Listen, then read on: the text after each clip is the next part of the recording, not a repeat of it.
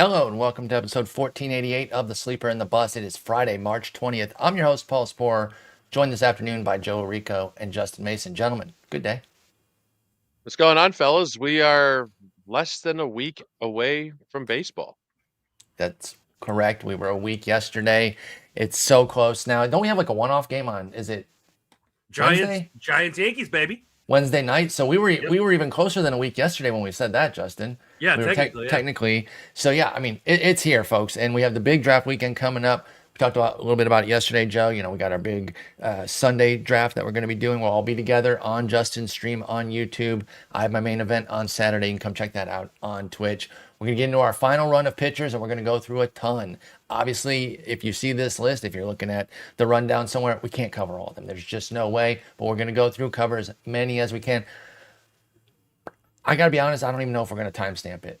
I'm sorry, folks. On this one, I think since we're going to just be bouncing around like within these Yeah. tier groupings, Yeah. maybe I can do that. I can timestamp the tier grouping because people are going to be bouncing around. I'm going to ask Joe and Justin who they like from this group, and they might not go in the order we got. So that's what I'll do. We'll get into it right now. We got good last year. That one's pretty straightforward. Guys who were good last year, what's up this year?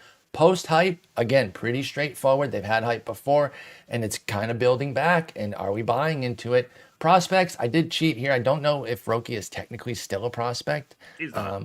Okay, and I know that like he would be traditional, like he was on traditional lists last year because he came over the quote unquote normal route. He didn't come over in that special route where he's been, where he's not on prospect list. But anyway, yeah, he pitched enough last year to be off it. But I put him there because I didn't have a better category for him, and we're all just going to say we don't like him anyway.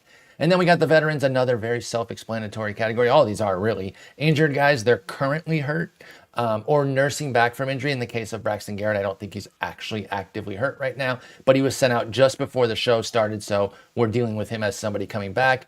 And then bounce backs, guys who were good recently, some as recently as 2 years ago, others maybe a little bit further back. And then a group of KBOers at the end, four guys, all with a little bit of intrigue, so I want to get your thoughts there, even though it's all the way at the end. Let's start with the guys who were good last year. That's going to be Ryan Nelson, Braxton Ashcraft, Mike Burrows, Chad Patrick, Noah Cameron, Casey Mize, Will Warren, Jacob Latz, Shane Smith, Simeon Woods Richardson, at least in the second half, and then Justin Robleski. And I put River Ryan here. He was not good he didn't pitch last year, but I tagged him on with Robleski just because didn't have a better category for him, and this was easiest. So Joe, let's start with you. Your favorite off rip here. Who's somebody in this category that you're consistently going for? Well, I promise I'm not just taking the name at the top of the sheet, but Ryan Nelson. I've fallen in love with Ryan Nelson, and I think he's the best starting pitcher that the Diamondbacks have at this point. He was really good last year on the surface and below the surface. 3.39 ERA, 3.73 FIP. The Sierra was a little bit higher at 4.07. 407, that's fine. But a 15% strikeout minus walk rate is solid. A 107 whip, really good. And the stuff is phenomenal. Fastball at 115, 108 overall with a 106 pitching plus. He's a guy that I feel like I want to take him around pick 200 in every draft, and I don't need to because he's going to like 250 in the main event, 240 to 260 range, generally, depending on which contest you're in. But a guy who is going to make all 30 starts, barring any kind of injury, he will be in that rotation. And I think the skills are really, really good. He's not going to blow you away with the strikeouts on a per inning basis, but I think the volume, he can still get you 150, 160 Ks. And you don't have to take him as like he's like your SP7 or something like that. And I think the potential is there for a top 40. I want to be kind of conservative, top 45 SP season Sure. overall here. Yeah, I like Ryan Nelson too. Again, he was sharp last year. And honestly, you might be selling him short because I think he might have beaten that last year. I don't know. I mean, 154 innings is pretty darn good. And as Right. our friend Nick Pollock always points out, the player rater is a bit of a innings pitched sort of ranker there. Volume can really drive you up. And so Ryan Nelson was SP 40 last year. So a repeat is fine to call for. You don't always have to call for extra for a guy. They can just do what they did last year and be good. Justin, who's your favorite here in this good last year group? I hate to just copy what Joe just said, but it is Ryan Nelson. That's fine. You don't have to make up somebody if yeah. it's not if you don't fully believe it. I mean, I don't think it's particularly close of anybody else we're going to talk about today. He is my most rostered pitcher so far this year. Ooh, very nice. I have him in 60% of my NFBC leagues, and then both tout and labor.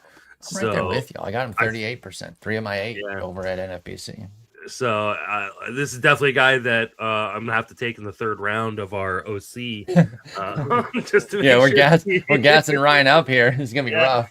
I just think there's more strikeout upside too to this profile, right? And Agreed. we're seeing it in spring with a 35% strikeout rate. Over his 12 innings, does a really good job of limiting hard contact, limiting walks.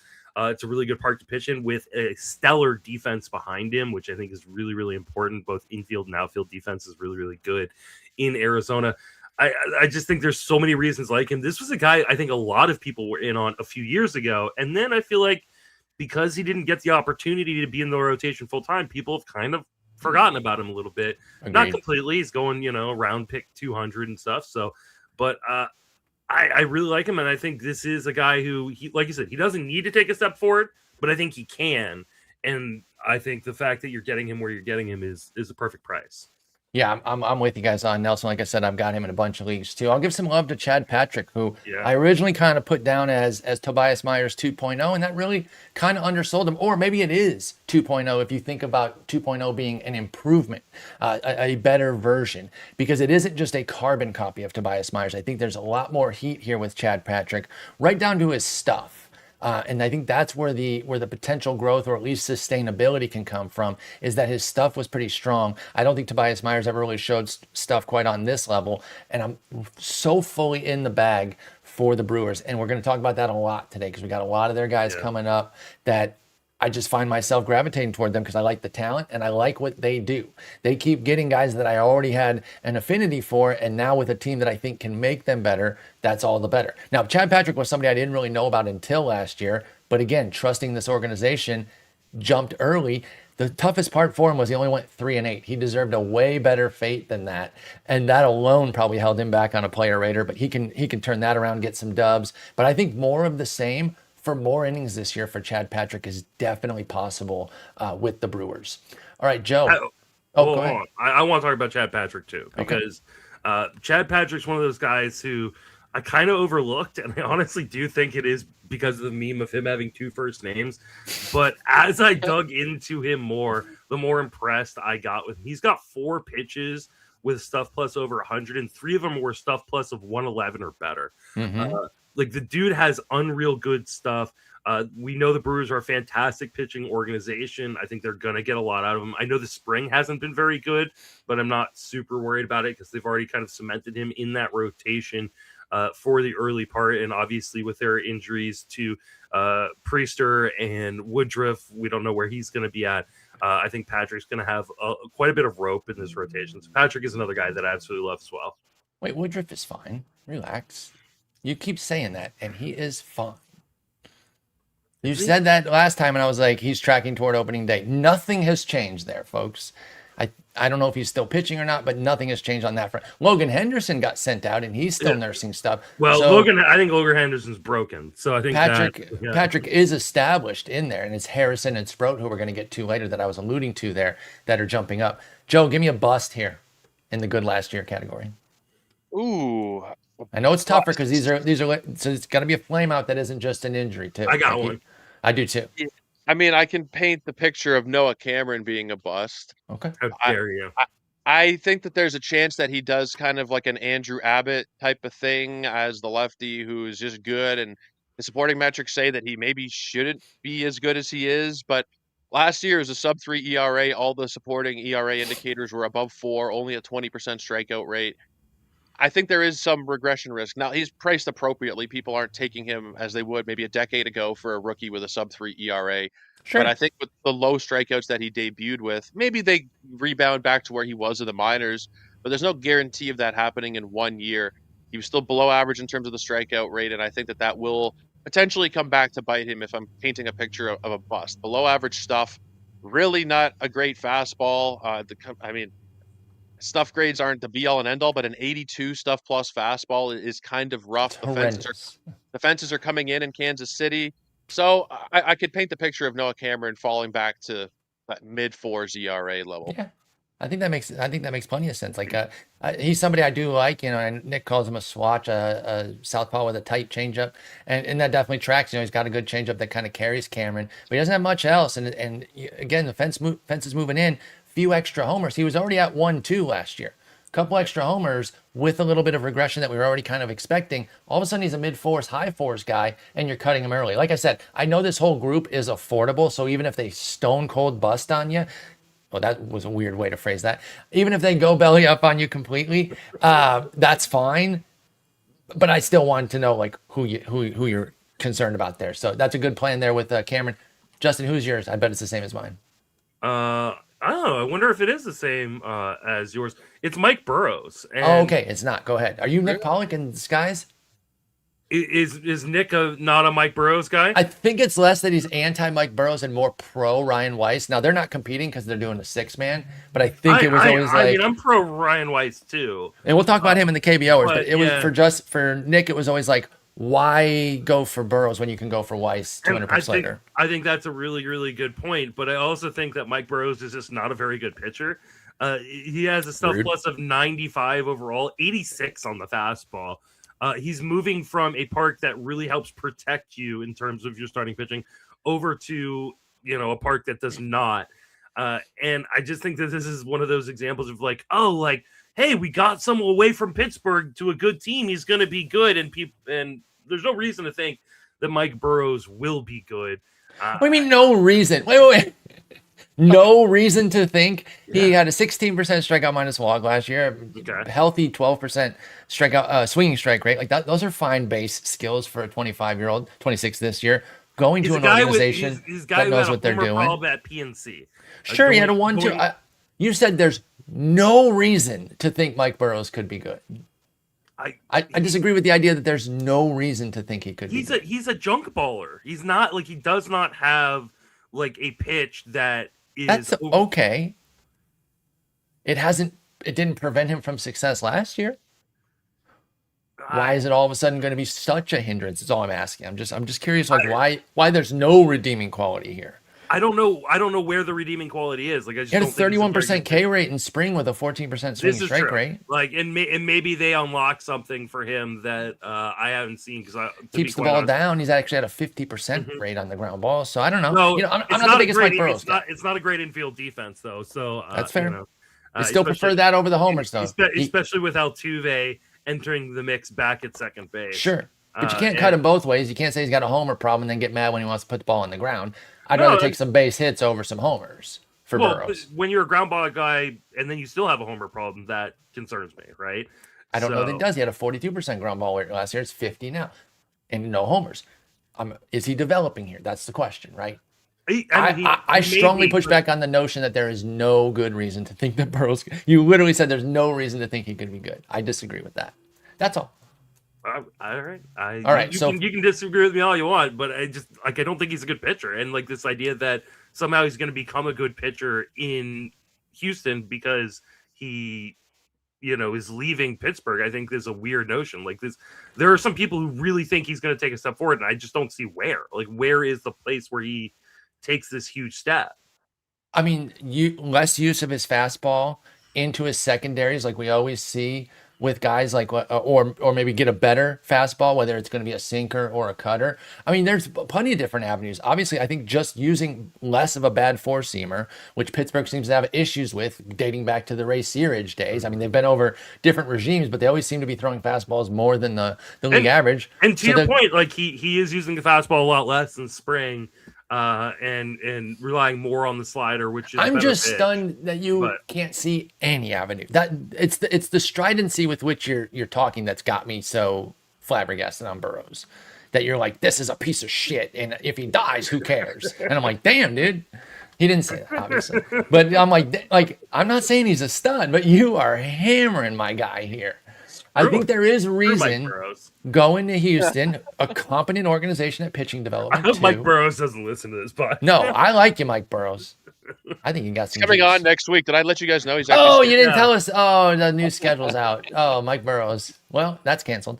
All right, so mine. I feel bad about this, dude, because I was banging the drum for this guy as hard as can be last year, but it's Shane Smith. Oh, how dare you? I'm concerned. I'm concerned that he's pumpkining. Now, listen.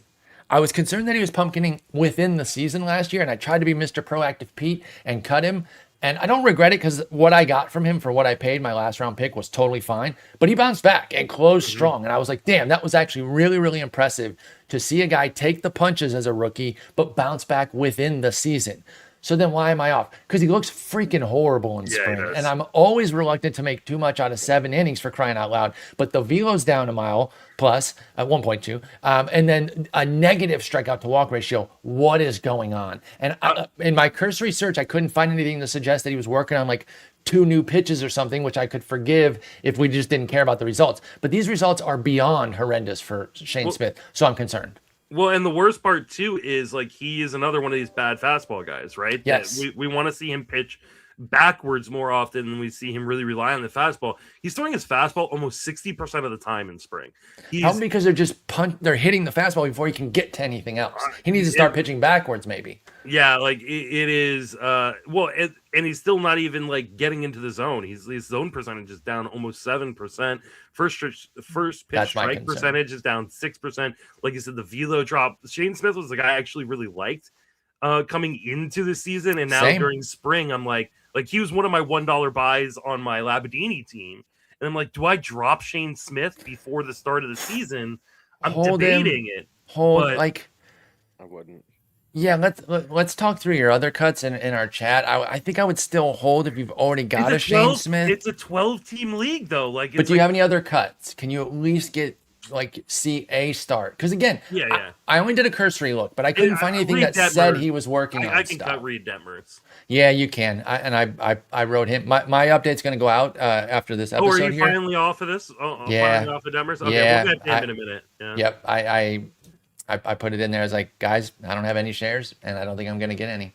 So yeah, I am concerned about Shane Smith, folks. Again, I love the heart that he showed last year, bouncing back, adjusting in season. I hope that this is just a little bit of spring blurb. Okay, I'm just messing around with some crap, and then he comes back and he's good, but I'm not drafting him anywhere. All right. Last part of this this grouping here. Actually, no, I'm not going to do this. Never mind. Moving on to the next one. Sorry. I was going to say, give me a bold prediction from the group with the guys left. Would you want to do that with the guys that aren't crossed off? That would be Ashcraft, Mize, Warren, Latz, Woods, Richardson. Want to do something with SWR? I know Joe's Woods, Richardson. We can skip that, Cat. I just made that up anyway, so we can skip that if you want. We can go to our post type, guys. If y'all don't want to be put on the spot to come up with a bold prediction, especially when you don't believe in. I didn't pre-wire y'all for that, so let's just go to the next there's no one really left in this. I mean, Casey Mize is interesting to me. I still think there's a world where he could have a huge season. I do too. He's been kind of an afterthought, even though we're talking about the number 1 overall pick from 2018. The walks scare me a little bit this spring, and that's kind of my he big nibbles, apprehension. dude. Yeah, he's a little chomper. Well, and I wonder if he's one of these guys that, because he nibbles so much, is he going to get eaten up by the ABS system, right? He's still giving up bombs too. It'd be one thing if he wasn't giving up bombs, but and not getting strikeouts. It's everything. Yeah, so it's all going sideways for him right now. So yeah, I won't put you guys on the spot for the bold prediction stuff. Post hype. Let's get into this group here again. Very straightforward category that we're dealing with here. Kodai Senga leads it off. I put Joey Cantillo. It's Cantillo, not Cantillo, folks. He is Italian, not Hispanic. So that's your trick right there. And Slade Ciccone, both of those on the style guide the pronunciation guide that Nick's passed out. Max Meyer, Kyle Harrison, Matthew Liberatore, Dustin May, put them together because they're both Cardinals. Johan Oviedo out in Boston, Cade Cavalli, Mick Abel and Taj Bradley in Minnesota. Reed Detmers and Jose Soriano out in LA. Walker Buehler, Randy Vasquez in San Diego, both turning some heads, crazily enough. Zebby Matthews, who we kind of already spoke about. Maybe I should have put him with Woods Richardson, except they just didn't fit the same category. Spencer Arrighetti, and then Didier Fuentes, who's making some noise for Atlanta, who's already lost 2 of their massive pitchers. We don't know what's up, how good is Strider going to be, so Fuentes is kind of making some noise. Justin, we'll start with you in the post-type straight-up favorite right off the top. I think it has to be Kyle Harrison. Harrison, new Brewer. Yeah, for those who don't know, Harrison was a top prospect of the Giants that I absolutely hated. Yes. Saw him, we went to Arizona Fall League. He was the big name in Arizona Fall League, 2-3 years ago. And longer at this point. And everybody's like, oh, go watch him pitch. And so I was like, I'd seen him pitch before in AAA, but I'll go watch him pitch, see what everybody's talking about. I'm like, this is a reliever. This is a good lefty reliever. Like he doesn't have a third pitch. Like the fastball can become pretty straight at times. But he looks like a completely different guy right now. Jesus. He looks like a really different guy. And right now that changeup is a massive difference. Like it's really added a third pitch for him.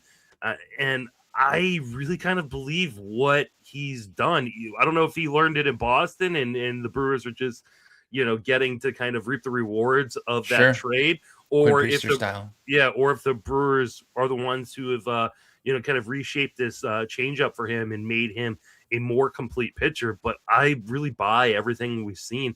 And I think, we could finally see kind of the promise of that early prospect pedigree when he was, the Giants' top prospect kind of come to fruition here in Milwaukee. Yeah, and this is a situation where you're just looking at the core skills. You see a 26% strikeout minus walk. And I barely care about the results around it because they are pretty bad. He has like a 3.7 homer 9. I don't care. He's clearly rebuilding his arsenal under their vision of what they want. They're seeing the core skills, and that's what they care about. And I guarantee you they don't give a single goddamn about his 7.45 ERA. It's a 14% swing and strike rate, a 78% zone contact, a 32% O swing. Like those are all really, really sweet numbers. Yeah, I'm not super worried about, the homers he's given up in spring, because like it's a really small sample. It's 9 innings. Like we're not. And again, if he's working on a pitch that they say throw this 12 times in a row, results be damned. They don't care about the results. Why would I? He was an 8% changeup guy last year. He's over 20% so far in spring this year. That's huge. Yeah, Kyle Harrison, massive for him. Yeah. With Milwaukee, I'm totally with you. I wasn't initially when they got him because I really was going for my guy Robert Gasser. But hey, for me, it was like whoever wins the race. I had who I wanted to win the race with Gasser, but whoever won, I was going to be there. So with Sproat and Harrison looking like they're basically going to take over for Gasser and Priester, the guys that I really liked coming into the year, that's fine. I'll move off the guys I liked and I'll go to Sproat and Harrison because I really, really, really trust Milwaukee. Joe, favorite in the post-type group? I got to play some bagpipes for Logan Henderson because I have a couple early DC shares that are looking ugly right now. I know. At least it's a long season, though. It's a long season. It is a long season. My post-type guy, he's been my most drafted pitcher of the entire season, and I've mentioned it to you guys a couple times, is Cade Cavalli. I am in love with Cade Cavalli, even before the spring, but the spring has only made that even better. The strikeout rate is up. It's 9 innings, but he's striking out 28% of batters. The whip is at .33. Command looks good.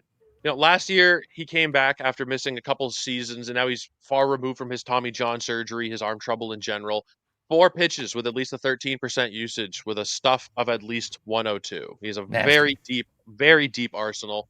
Even with the poorer results last year, sub 5% barrel rate, 87.7 average exit velocity, and a 41% hard hit. 55% ground ball rate, and I was expecting the strikeout rate to tick up, and it looks like it has. A 12% swinging strike rate last year led to only an 18% strikeout rate. So I think we can see mid-20s there. He is the ace of this staff, which isn't saying a hell of a lot, but he is the ace of the staff. He is the opening day starter, yeah. He is, and I think we're going to get 30 good starts, mid-3s ERA, maybe a 120 whip with a boatload of strikeouts. Yeah, Cade Cavalli definitely on that post-type train. Really excited to see what he can do this year with Washington. Again, I think they'll be bad, but I think they'll be regular bad. So, upper 60s, low 70s wins, not 50-something. I think they have some talent, although they sent Dylan Cruz out. And, not that he was going to be the make or break, but I might have him completely wrong. He might just be terrible. I'm a little worried about Cavalli. Yes, I know the spring has, been pretty good, but he's not really getting a lot of swing and miss going. It's a 9% swing and strike rate, 27% O string. He's relying more on the slider, which isn't very good. And so I don't know if we're going to see this breakout from Cade Cavalli. I 60% ground balls, though. 60% ground balls is good, especially because our boy Nasim Nunez is playing second.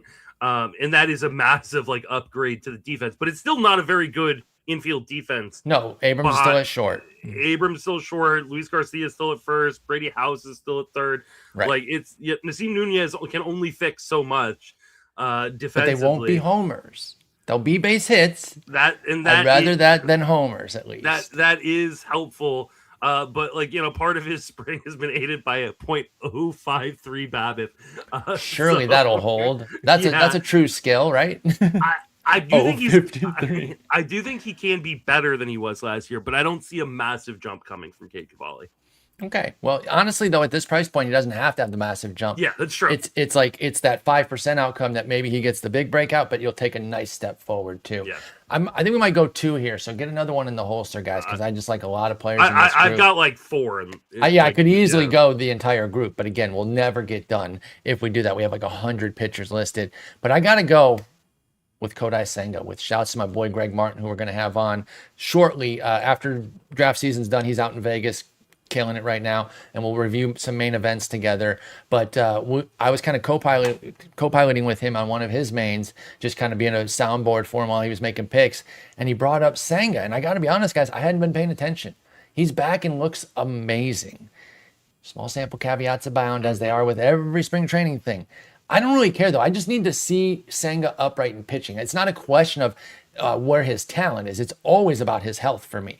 But the fact is, he has a 29% strikeout minus walk in 10 spring innings with a 96 mile an hour fastball. So the velo's up, the skills look good, and he's healthy right now. I think he's a bargain. I just think at pick, well, he's up inside the top 200 now, but he was outside the top 200 when Greg and I were talking about it. But even right here at 196, I got no problem with that. The market is getting hot to him, but even with the boost into the 190s, 180s, I don't think that's cost prohibitive on Senga. I'm really in on a bounce back. And hey, maybe I only get 90 innings, but at pick 200, pick 190, I can live with that if they're 90 good innings.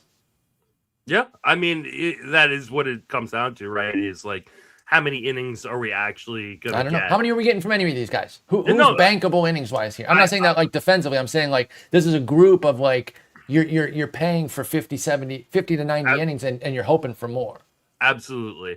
So like and the price isn't prohibitive at all. Like this again, like we've talked about with a number of other guys this offseason, when you're getting a guy after, a certain point, and then if you're worried about injury, Brian Weathers, right? Like he's healthy now. I'll take the innings now. Chris Bubich, I'll take the innings now. Kodai Senga, I'll take the innings now. Take the guy now. Okay. And if I have to drop him, I have to drop him. But maybe if I can get 60 good innings at the front end, because you don't know what your team's going to look like on Memorial Day. So take the innings now and see what's what. If we get a full season on a Senga, you're going. I don't want to load up with a bunch of those. Of course guys, not. Right? Of course not. Absolutely. Do you want to pick your next breakout, or do you want to do your bust? How do we want to do this? Second breakout each, and then come back around to the busts. Up to you. You're the host driving this thing. I've got my next breakout ready. I'm hoping in a weird way that someone's breakout is someone else's bust. So let's do the breakouts again. Let's run it back with the second breakouts here. In the post-hype category, we have the 2 Guardians left, Cantillo and Ciccone, Max Meyer, Liberatore and May on the Cards, Oviedo on the Red Sox, Abel Bradley on the Twins, Detmer Soriano on the Angels, Buehler Vasquez on the Padres, Zebulon with the Twins, Arrighetti with the Astros, and Didier Fuentes with Atlanta. Go ahead, Justin, your second one. I mean, to be quite honest, like I could pick breakouts like all over this. It's a fun group. Right? Like it's a really, really fun group. There are a few guys who I'm definitely like, oh yeah, I'm not really buying it, but for the most part, like there's only one bust here for me, and I wonder if he'll be the same bust for you guys. But my next breakout is Max Meyer, and if you've listened to the podcast, I'm a big Max Meyer fan. What would you say would be a good strikeout rate in spring for a guy? Anything 30 plus, especially with those small samples. How does 50 sound to you? Because it hits my ear nicely. I like that. Max Meyer has a 45.8% K-minus BB right now. He's absolutely striking out the world, not walking guys. Now, obviously, that is small sample silliness, but we love small sample silliness sometimes. Right. Has not given up a home run in any of these outings as well. Like his FIP right now is 0.67. He's like just pitching insanely well. And I think he's healthy finally, which is a really, really good sign. But also, like, he has really gone away from that bad fastball, right? Yes. Like, he has said, like, I'm not going to throw that very, very much because it's not a very good pitch. I'm going to throw the sinker. I'm going to throw the slider, and I'm going to get guys out. And he's doing it right now. The Marlins confirmed who their rotation is. Yep. He's their number 3 starter for at the beginning of the year, which for me is really important because I think the 4 or 5 starters are going to get replaced by prospects probably somewhat early in the season. with White and Snelling, probably both coming up at some point, late April, early May. But with him being the 3, that means he has some rope to kind of cement himself. Obviously, he could pitch his way out of it, but so far he looks so good in spring. I don't think that's going to happen. Just needs to stay healthy. I love Max Meyer this year. Love Meyer as well. Love that you're co-signing him. Wrote him up just today for my update, announcing that I think he's gonna. I didn't have the information that they had announced everybody yet, but I was like, I think Myers is going to be in, and I think Garrett's going to lose out to Junk. Obviously, I could easily say that and be lying, but why would I lie about that? I thought that they were going to go with Junk over Garrett because I think they want to nurse him back to health a little bit more. I will say this: you mentioned the 4-5, whoever that is. It looks like it's going to be Junk and Paddock for maybe one start each, guys. They open with the White Sox. I'm just saying, I think the White Sox are a more competent team this year, but if you want to go for a Jansen Junk stream, I could see it. Probably not Paddock. I don't think I can get on the Paddock train. But see in Chris Paddock, I don't get it. I don't know. He stinks. He's awful. How is he pushing out Snelling? I don't know. Because they don't want to start their clocks. Yeah, I know, but that's dumb. They've created a program to disincentivize that, and they were 79 and 83 last year, right? So if you're that close to 500, what are you dilly-dallying around with freaking Chris Paddock for? I understand if it was maybe just one young guy and okay, we don't want to use all of his innings early, but have them there ready to go. Here's the thing, with the potential of a lockout and missing time next season, all these last time we, COVID and the last lockout, right, where we missed time. I don't think Miami's smart enough to be thinking like that. But the teams are, right? This is why Connor Griffin's not going to make the team, right? Like I said, Connor Griffin's not going to make the team because he's not ready. Okay, he hit 2 home runs. Listen, that was always crazy. But I'm telling you, there's going losing to your be mind taking him these cheap organizations. It was silly from the get go, right? But these cheap organizations, they're going to protect a year of service time because they know they're going to give up a year of service time next year. So, it wouldn't be surprising to me if we don't see these guys up until the Super 2 deadline passes, which means we're not seeing them until July. Well, stay losing then, losers. Anyway, I don't care. I don't care. Honestly, and I try not to get caught up in it because I got caught up in him last year and I literally mistimed him every single time. Every single time Jansen Junk had a good start, I'd stream him and I'd take the punch in the face. I'd cut him. He'd do well again and then come punch me in the face again. But even with that abuse, he's pitching all right in spring. And again, he opens with the White Sox. So maybe, but not my breakout here. Who is your second post-type breakout, Joe? Matthew Liberatore. Oh, you son of a gun. That's all right. You stole mine, but I'll tack on with you. Go ahead. I want to say as an Italian, I wish they would pronounce it the classic Italian way. Let's hear it. And people want to keep it easy. Liberatore, come on. And then what's Slade's last name then? Ciccone. That's what I thought, but that's not how they're putting it on. So I know the right way. I want to be clear, but it says Ciccone on there, and I'm going with what BREF says, if that's what he's going by. I totally get it. But I knew it's Ciccone, right? Ciccone, yeah. Slade Ciccone. Okay, sorry. Go ahead on Liberatore. It's like Madonna, Ciccone, that same type of thing. Exactly. Yes. Exactly the same thing. The one that pissed me off more than any is Caglione. That one drives me nuts. Italian folks losing their minds on that one. We're petty people as a whole. But Matthew Liberatore is really, really good, I think. And Lance Brozdowski put me onto this one a couple weeks ago when he came on as a guest, different pod. But he was pretty serviceable last year. I know that the end numbers were 4.21 ERA, 131 WHIP. That's good. For major league, not for fantasy, but for pitching in the majors, that is competent, very competent. And there were stretches where he was really good, especially in the first half of the season. Things kind of fell apart for him a little bit, but I think the skills are pretty solid, and he's looked really good in spring. In his 3 spring appearances, it's 10 innings. It's a 2.70 ERA, which forget about that. It's a 35% strikeout rate with only a 2.5% walk rate, a whip of 1 on the button. And I think an important factor here, too, is the Cardinals are going to just leave him in the rotation 100%. Like they did last year. He is really safe. Like we mentioned earlier, once we get to this range, innings become a bit of a concern. You don't know who's going to get there, who's not. Liberatore's floor for me is 140, 150 innings if he's not hurt. At least, maybe even a little bit higher than that. And I think with some of these skills we're seeing in spring, we could see maybe not a full-blown breakout, but maybe we get that ERA into the mid-3s. You take up the strikeouts. There's probably going to be 17 wins to go around all season in St. Louis, but I think he could make up for that with the ratios and with the strikeouts he's going to give you. No, I'm totally with you on this. I've been a Libertor stand for years, but I admittedly had started to kind of move off outside of DCs. He was definitely a bastion at like pick 5 something in DCs because I'm like, well, he's on the Cardinals, he'll pitch fine. But I really wasn't like looking at him this year for redrafts until the spring came through, and he really just is looking great across the board. Now he doesn't have a single smoking gun thing of like a velocity jump or an arsenal overhaul or a mechanics change. Everything is just better for Libertor. And you mentioned something that I find really important. He made it a full season last year, Joe. 29 turns. There's so much value in being able to do that, and showing that you can go through the grind earns you so much confidence with teams. You know, we keep asking, like, why does somebody like Chris Paddock keep getting opportunity after opportunity? Well, you do still have to make it through a buck 62. And, you know, you're looking for guys that can kind of get you through that whole grind there. And they're not always great innings with Paddock, but he has shown, at least when he's healthy, that he can eat up some innings.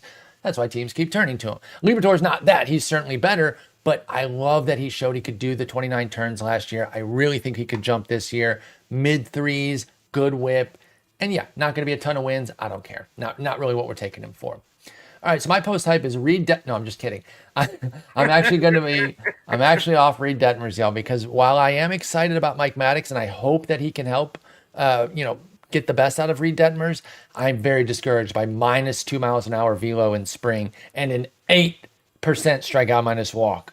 Okay, I'm sorry. Like, again, small sample size caveats, and all that. He could flip on a dime, but the minus 2 velos get me way more than the 8% strikeout minus walk. So I'm actually off Detmers this year.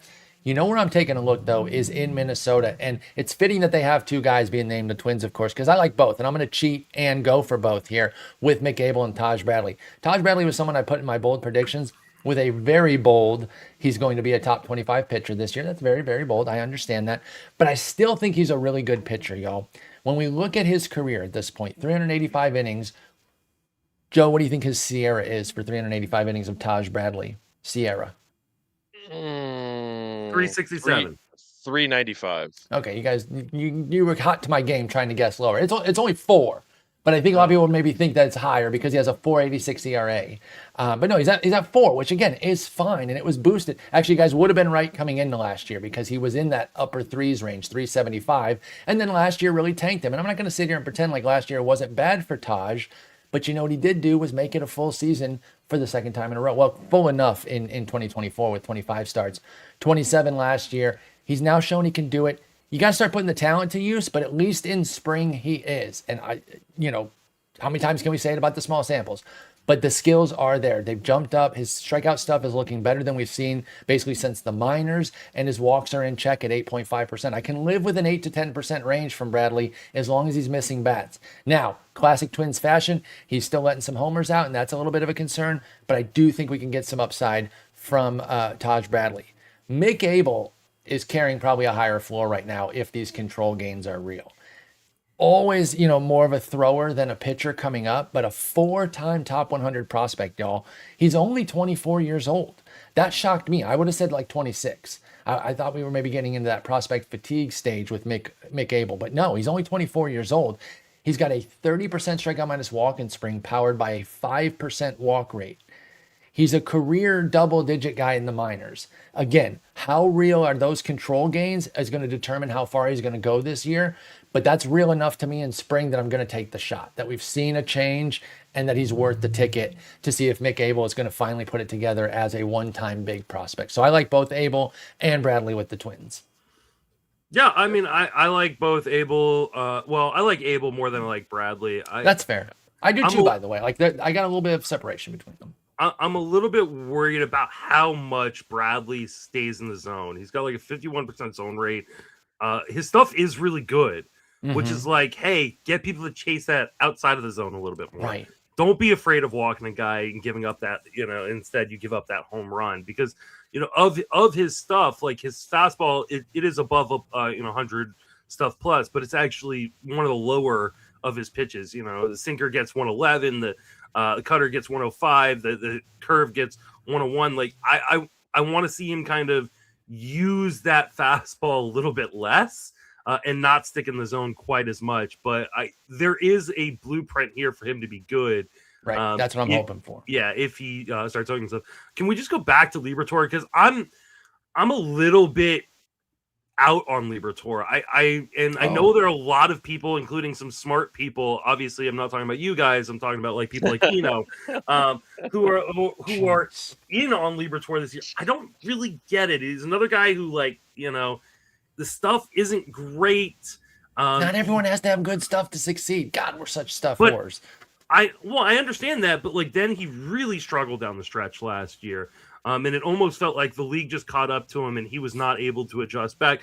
I don't see the upside that I think other people do, and I'm feeling like there's a little bit of a hype train on Liberatore that doesn't make a ton of sense given what he's kind of done over the course of his career. I mean, obviously I disagree, but like I guess like when you look at the composite, and this kind of goes back to the Mike Burrows thing where it's like you don't see any path. We're still talking about a guy who has a foundation of 7%, 8% walk rate, right? So the control foundation and a big stuff curveball, right? So you got to swing and miss pitch there. Although I guess curveballs, I don't know how much he's going to be getting a ton of swing and misses there. I wish he had more of a swing and miss slider. But we're seeing the swing and miss in spring too. 21% swinging strike rate is powering the strikeouts, and the walk rate is there. We're definitely seeing in spring. 67% zone contact, 34% O swing, 21% swinging strike rate, which you've mentioned. We're also seeing him go outside of the zone a little bit more, which we like to see. Because that can generate maybe some more swing and miss long term. So how moved are you by a guy that puts up 240 innings over the course of the last 2 years? Of a 4.25 ERA and a sub 130 whip, barely 129. I'm not going to pretend it's way better, but like that's again cromulent, like that's quality. You don't see a guy who puts up a foundation of that over 240 and think that like just consolidation of his skills, not like a huge breakthrough, but just being better a bit everywhere. I can see that yield a breakout there. What I can see is him taking a small step forward. I just don't know if I see the big breakout yet. Well, who's projecting like a big break? Because what's that look like? I mean, like a mid-3s ERA. I think he's like a 4 ERA pitcher, and maybe the strikeout rate. I do see mid-3s. I don't think mid-3s is a big breakout, though. I think the difference between a 4.25 ERA and a mid-3s is just not that much over the course of a season. I mean, honestly, a 4 ERA would be a huge breakout for him, considering. Or actually, I guess he wasn't that 421 last year. 421. So, I don't know that I see it. I'm not saying he can't. I definitely have more faith in him than like a Mike Burrows. I don't think you're wrong. I just think that if like, I don't know. I don't. I see the downside. I see the downside. We've already seen it. The downside's in the track record. Yeah, the downside was what we saw last season. I think I've grown tired of not being able to see an upside unless somebody has a blazing fastball, or a bunch of new pitches, or a bunch of mechanics. Sometimes guys just get a bit better. But that consolidation, again, that tightening of the skills across the board, just a tweak here, tweak there, can result in a lot. If it's a 23% K rate, 6% walk rate over a full year, and he keeps the homers at 1 or under, I think that could be a 3.75 ERA for Liberatore. And you could be right, and I think you're hitting on a really good point that I definitely want to echo. Is like we don't necessarily need to see a massive tool change or a massive mechanics change in order to always get a breakout. But what we have with a guy like Liberatore is he's not overpowering, right? He really needs to sequence well, he needs to mix well, and he needs to have good command and control. And things can go badly in a hurry. And what we saw last season was after Memorial Day, he had a 5.17 ERA because he lost that. And when I just have a hard time wanting to bet on a guy who's going to, shown that he can lose in an instant, that, he's going to be able to keep it together for, the 140, 150 innings this year. What I will say about him is if you're a believer, go get him because the price is affordable, but just be ready to cut very, very quickly because what we saw last year is, he can turn bad really, really quickly and destroy your season. I think that's this is not a guy I would hold on to if he gives you 2 or 3 bad starts in a row. I'm fine with that part. The ruining your season part, I disagree with. So A he's going to open with 5.17 Tampa Bay, ERA ruined your season. assuming you in no world were you having to start him everywhere. And what was your threshold, like after Memorial Day or whatever? Yeah, I mean, it was literally after Memorial Day, he was absolutely terrible. Yeah, I mean, most of that is like He was the 3 bad amazing. starts. He was amazing for the first 2 months of the season. Right. And I think he then- closed fine. I mean, he had a bad start at Seattle, which again nobody would have used that. But like from the at Cincy down at the end of the year, I think that's kind of fine. I think that is kind of rebounding and being like, okay, I finished on a decent note, as opposed to like when he was getting, because he did get killed. This Matthew Liberatore we're still talking about. The beginning of June, KC Toronto smashed him. They totally ruined that ERA immediately. He went from 2.73 up to 4.17. Yeah. But then he kind of settled. He had like 4 really good starts in a row. Then Atlanta punched him in the face. Probably wouldn't have been using him there either, even though we're not. You we know definitely Atlanta- would have been using there because they had nobody left that was healthy. I don't know. I just don't know, because were we in the stage I where was we were hitting cleanup for Atlanta at that No, point. you weren't. It was Acuna, Olsen, Riley as the top 3, with Murphy, Profar, Baldwin, Albies. I think a lot of people were getting away from that pretty easily, but maybe not. I'm not here to argue that much.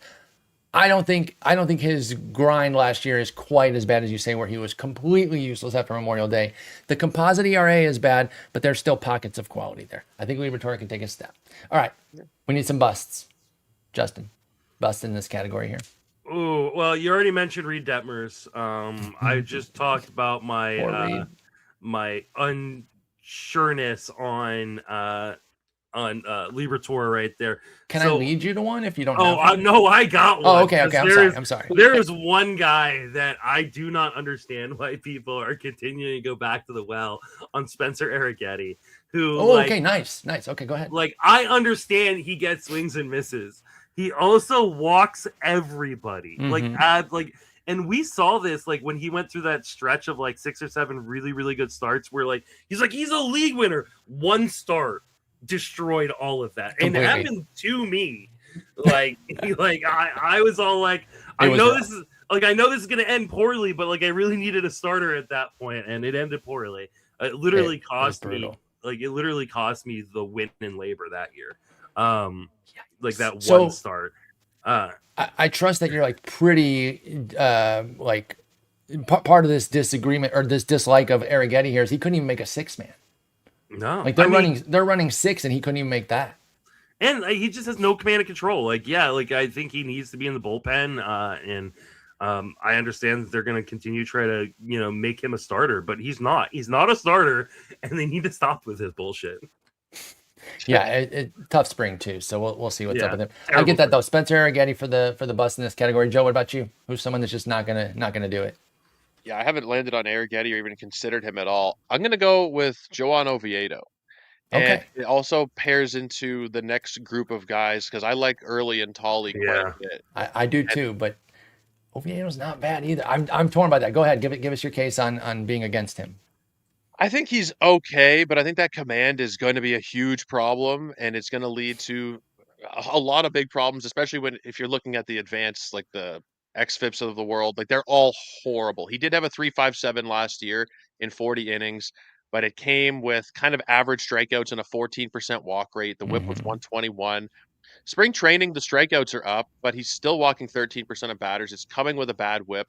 The swinging strike rate is only around 9%, so I don't know that we're going to see a big jump in the strikeout rate this year. The big thing, though, is I just think the Red Sox are not starting with their best starters this year. Brian Bayo and Oviedo are not better than Tolley and Early, and I think eventually they just don't. we'll see They don't that have to.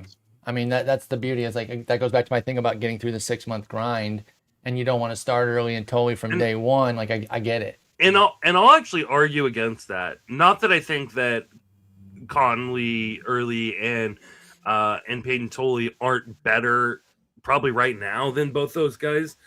The Red Sox do not care about service time. They do not care about money. They've shown over and over again they will eat bad contracts. They will, I think they just believe in Bayo. They believe in Bayo, and they may be wrong. And I agree that I think they're with you that I think they're wrong.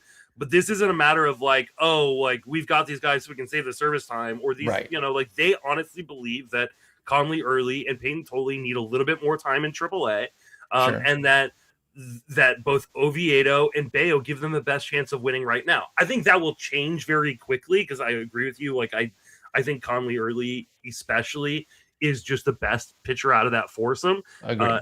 And he will be up at the end of April, but ultimately, like, they have a luxury of riches and they're going to, use that to their advantage early on.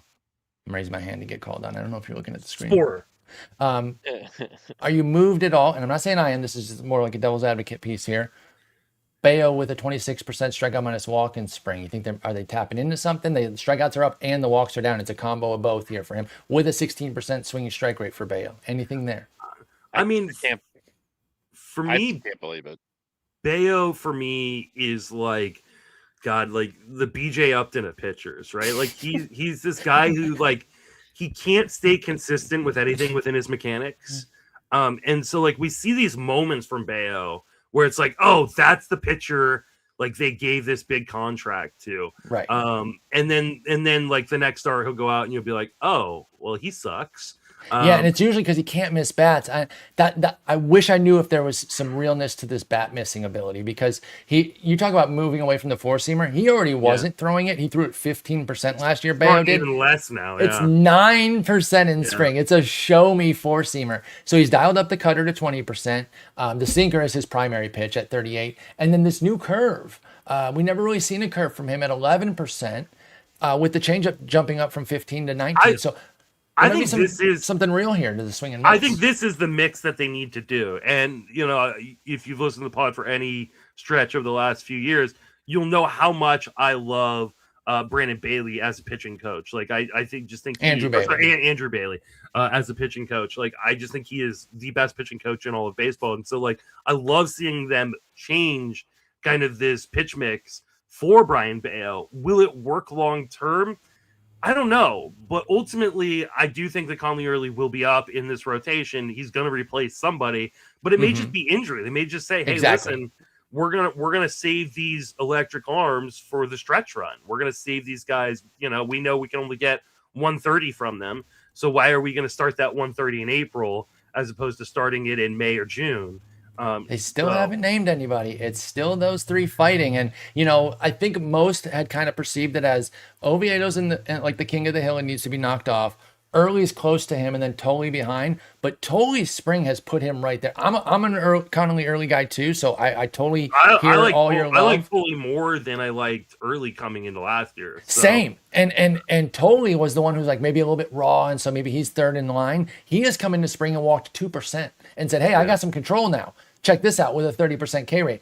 So again, we hit the point that we really think that Early and Tolley would be their fourth and fifth, that they were just going by pure talent, but they believe in Oviedo with his extension. He's 98th percentile. They play for extension, so they got him for that. With Bayo, they signed him to the deal. They're working his arsenal. They're going to give him a shot. So just be careful when you're drafting Early and Tolley in NFBC formats, because you're going to have to wait. And I don't know how long. That's the problem. We just don't know how long. Do you see Oviedo? Do you see Oviedo making like 25 starts this year, or do you see him as like a placeholder? Depends how good is he. It depends how good he is, right? It all depends how good he is, because that's the extension thing is really the only thing I could see that they really bought into. And I looked at a handful of their other guys, and again, it seems like extension is something that they go for as like a foundational skill to build upon with the Red Sox. And his is 98th percentile. Beyond that, the 95-mile-an-hour fastball, there's not a lot to go off of. And as Justin pointed out, Oviedo is still walking the yard in spring, and his swinging strike rate is 9%. So even though I like the 30% K rate, it's not coming with dominance. Yeah. He has a 1.59 ERA. That should not matter. I understand. I fear that it might, because he was the guy coming in, and he didn't pitch poorly enough to lose the job. And I think the rooks are going to go down to the minors. I just think that's how they're going to play. So are you guys willing to hold them? Sorry to interrupt you, Paul. Are you guys Early? Yes. Stash them? Yeah. Yeah, I'll still draft Early. In a non-NFBC league, I would. I would draft him this weekend and then see where the fifth starter role goes, and then try to hold him for a couple weeks and then go from there. Okay. Again, it's a manager decision. You got to understand. We're also not talking about like the bastions of health in this rotation, right? Or youth. So. Yeah, Sonny Gray's 36. He's had injuries. Johan Oviedo's had injuries. Like Brian Bayo's had injuries. Like there could be a natural opening very, very quickly. So I don't have a problem if people want to whole draft and just stash. It'd be my and lone stash. If I Yeah, took early, I'd be it'd like, have to that's be. it. Yeah. It'd be my lone gamble here. I wouldn't even be taking anybody else who might be missing time or getting sent out at the start of the season. All right, for my second breakout here, I think everyone already knows I love Joey Canto, and I'm not sure he's going to break out. I think he might take more of an incremental step. I'm kind of asking you guys more on this one than I am saying that I fully believe in it. But have y'all been seeing that Randy Vasquez has been not awful? He has the largest jump in velocity of any pitcher in the majors in spring. He's at 95.7. Yeah. His skills are still pretty modest, but believe it or not, an 11% strikeout minus walk for him is massive. Over 2 times what he was last year in the majors. He was 4.6. I only give the decimal to just stress how silly low it was. Well, that's because his strikeout rate alone was just 13.7%. Just horrendous. And throw Buehler in here too, because they're both like, I don't know what to make of this. I loved Buehler as a Dodger. I don't think I can get back in. His velo is actually down again another 1.5 miles, but his skills are strong. 19% strikeout rate or strikeout minus walk and a 14% swinging strike rate. So again, I'm not really picking them as my breakouts. I'm just asking, are either of you in on either Padre? Joe, start with you, Buehler or Vasquez? I guess if I had to take one, it would be Buehler, just because there have been some good seasons in the past, and I can squint and maybe see another good year potentially. Although without the sticky stuff following the surgeries, he's just never been the same. Yep. Randy Vasquez, like you guys mentioned, huge jump to 20% strikeout rate. So like, where does he have to get to make him interesting? I don't really see a world where he improves enough that makes me want to take a chance on a guy with a sub 5% strikeout minus walk rate last year. How big could the improvements be? The velo is nice, but in and of itself, if he was striking out like 27% of batters or something, I'd be like, okay, maybe there's something here. Fact that his massive increase is still well below average, I just can't get behind him. I will say this. We have to give him some credit. And I know the ERA indicators called it completely fraudulent, but we got to give Vasquez some love for a 3.84 ERA with those dog shit skills last year. Like, he was doing something right. And what it was being very difficult to square up. He gave up a 245 average thanks to a 261 BABIP. I'm sure the defense was playing their butts off for him too. But my second breakout in this group will in fact be Didier Fuentes, who does not have a job yet, but he is fighting. Bryce Elder, he's coming for you, my man. And they have all of 2 other guys who have a major league start on their 40-man roster, outside of the 5 that they're already starting. Jose Suarez and Didier Fuentes. That's it. The 5 that they're starting and those 2. Everyone else on their 40 either has never thrown a major league start or is injured right now. It is crazy. Meanwhile, Fuentes is having a huge spring. I'm just excited. We'll see if he gets the role. I kind of put him down at the beginning of spring when your boy Schwellenbach went down, Justin, as like, hey, keep tabs on this guy, see if anything comes of it. And now something's coming of it, and he's starting to go late in drafts to the point where I'm actually a little nervous about playing chicken with him in the main event and seeing, how early someone's going to go. I probably shouldn't even be saying this, but, I'm an open book, so I don't keep anything behind. I like Fuentes quite a bit. He currently has a 63% strikeout minus walk. I don't know if that's good or not. It's pretty good. Okay, good. He did cut up like a really, sorry to interrupt. He did cut up like a really bad lineup to boost those numbers, like his most recent outing. But who cares? Like, we didn't check everyone else's strength of schedule, so I'm not going to be dogging Didier Fuentes out about it. I'm interested. I definitely think he's worth like a gamble late. Especially like in your Yahoo and your ESPN leagues where he's literally like, you can just get him for free. Literally the last pick. Yeah. Literally the last pick of the draft. Like, nobody, you grab him off the wire for free after. And if he doesn't win the spot, you can cut him and put him on your watch list. It all comes down to his ability to control things, right? Like, his control is going to be the big issue. So far through 9 spring innings, he has not walked a single batter, which is really, really good sign. He's a baby too, by the way. He's 21. Yeah.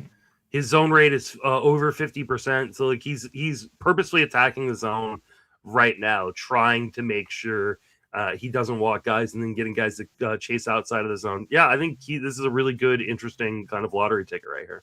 Greg's going to kill me for that. Let's go to our prospects. Real quick. I just wanted to say something about Randy Vasquez real quick.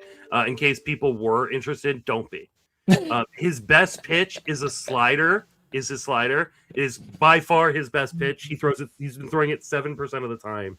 in spring. Sweet. Like really dialing in that best pitch. Yeah, exactly. It just and Walker Buehler, like he is down 2 miles an hour from last year, which I know. is like How's down he succeeding? 5 miles an hour down from where he started his career. How is he succeeding, Justin? I don't get it. He's not going to be succeeding. I don't think so in the regular season. Go ahead, Joe.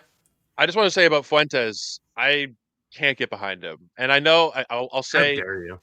You mentioned Paul, like we can't really be dogging him for opponent quality when we haven't mentioned it yet. So I'm a huge hypocrite, but I am gonna just mention Baseball Reference has the opponent quality metric in their spring training dashboard, and his is 7.1, which is double A. Pretty low. He's facing double A equivalent. When he was in the majors last year, he got absolutely cooked. How many innings? 13, but how many spring innings? It's 9. It's even fewer though.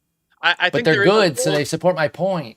I know. Here's the thing. Strikeouts, he's always been able to strike guys out. That's never been a problem for him. So, but he's not walking anybody, right? Like even the competition matters some, but like he's filling up the zone. He's making a purposeful move to fill up the zone and to not walk guys.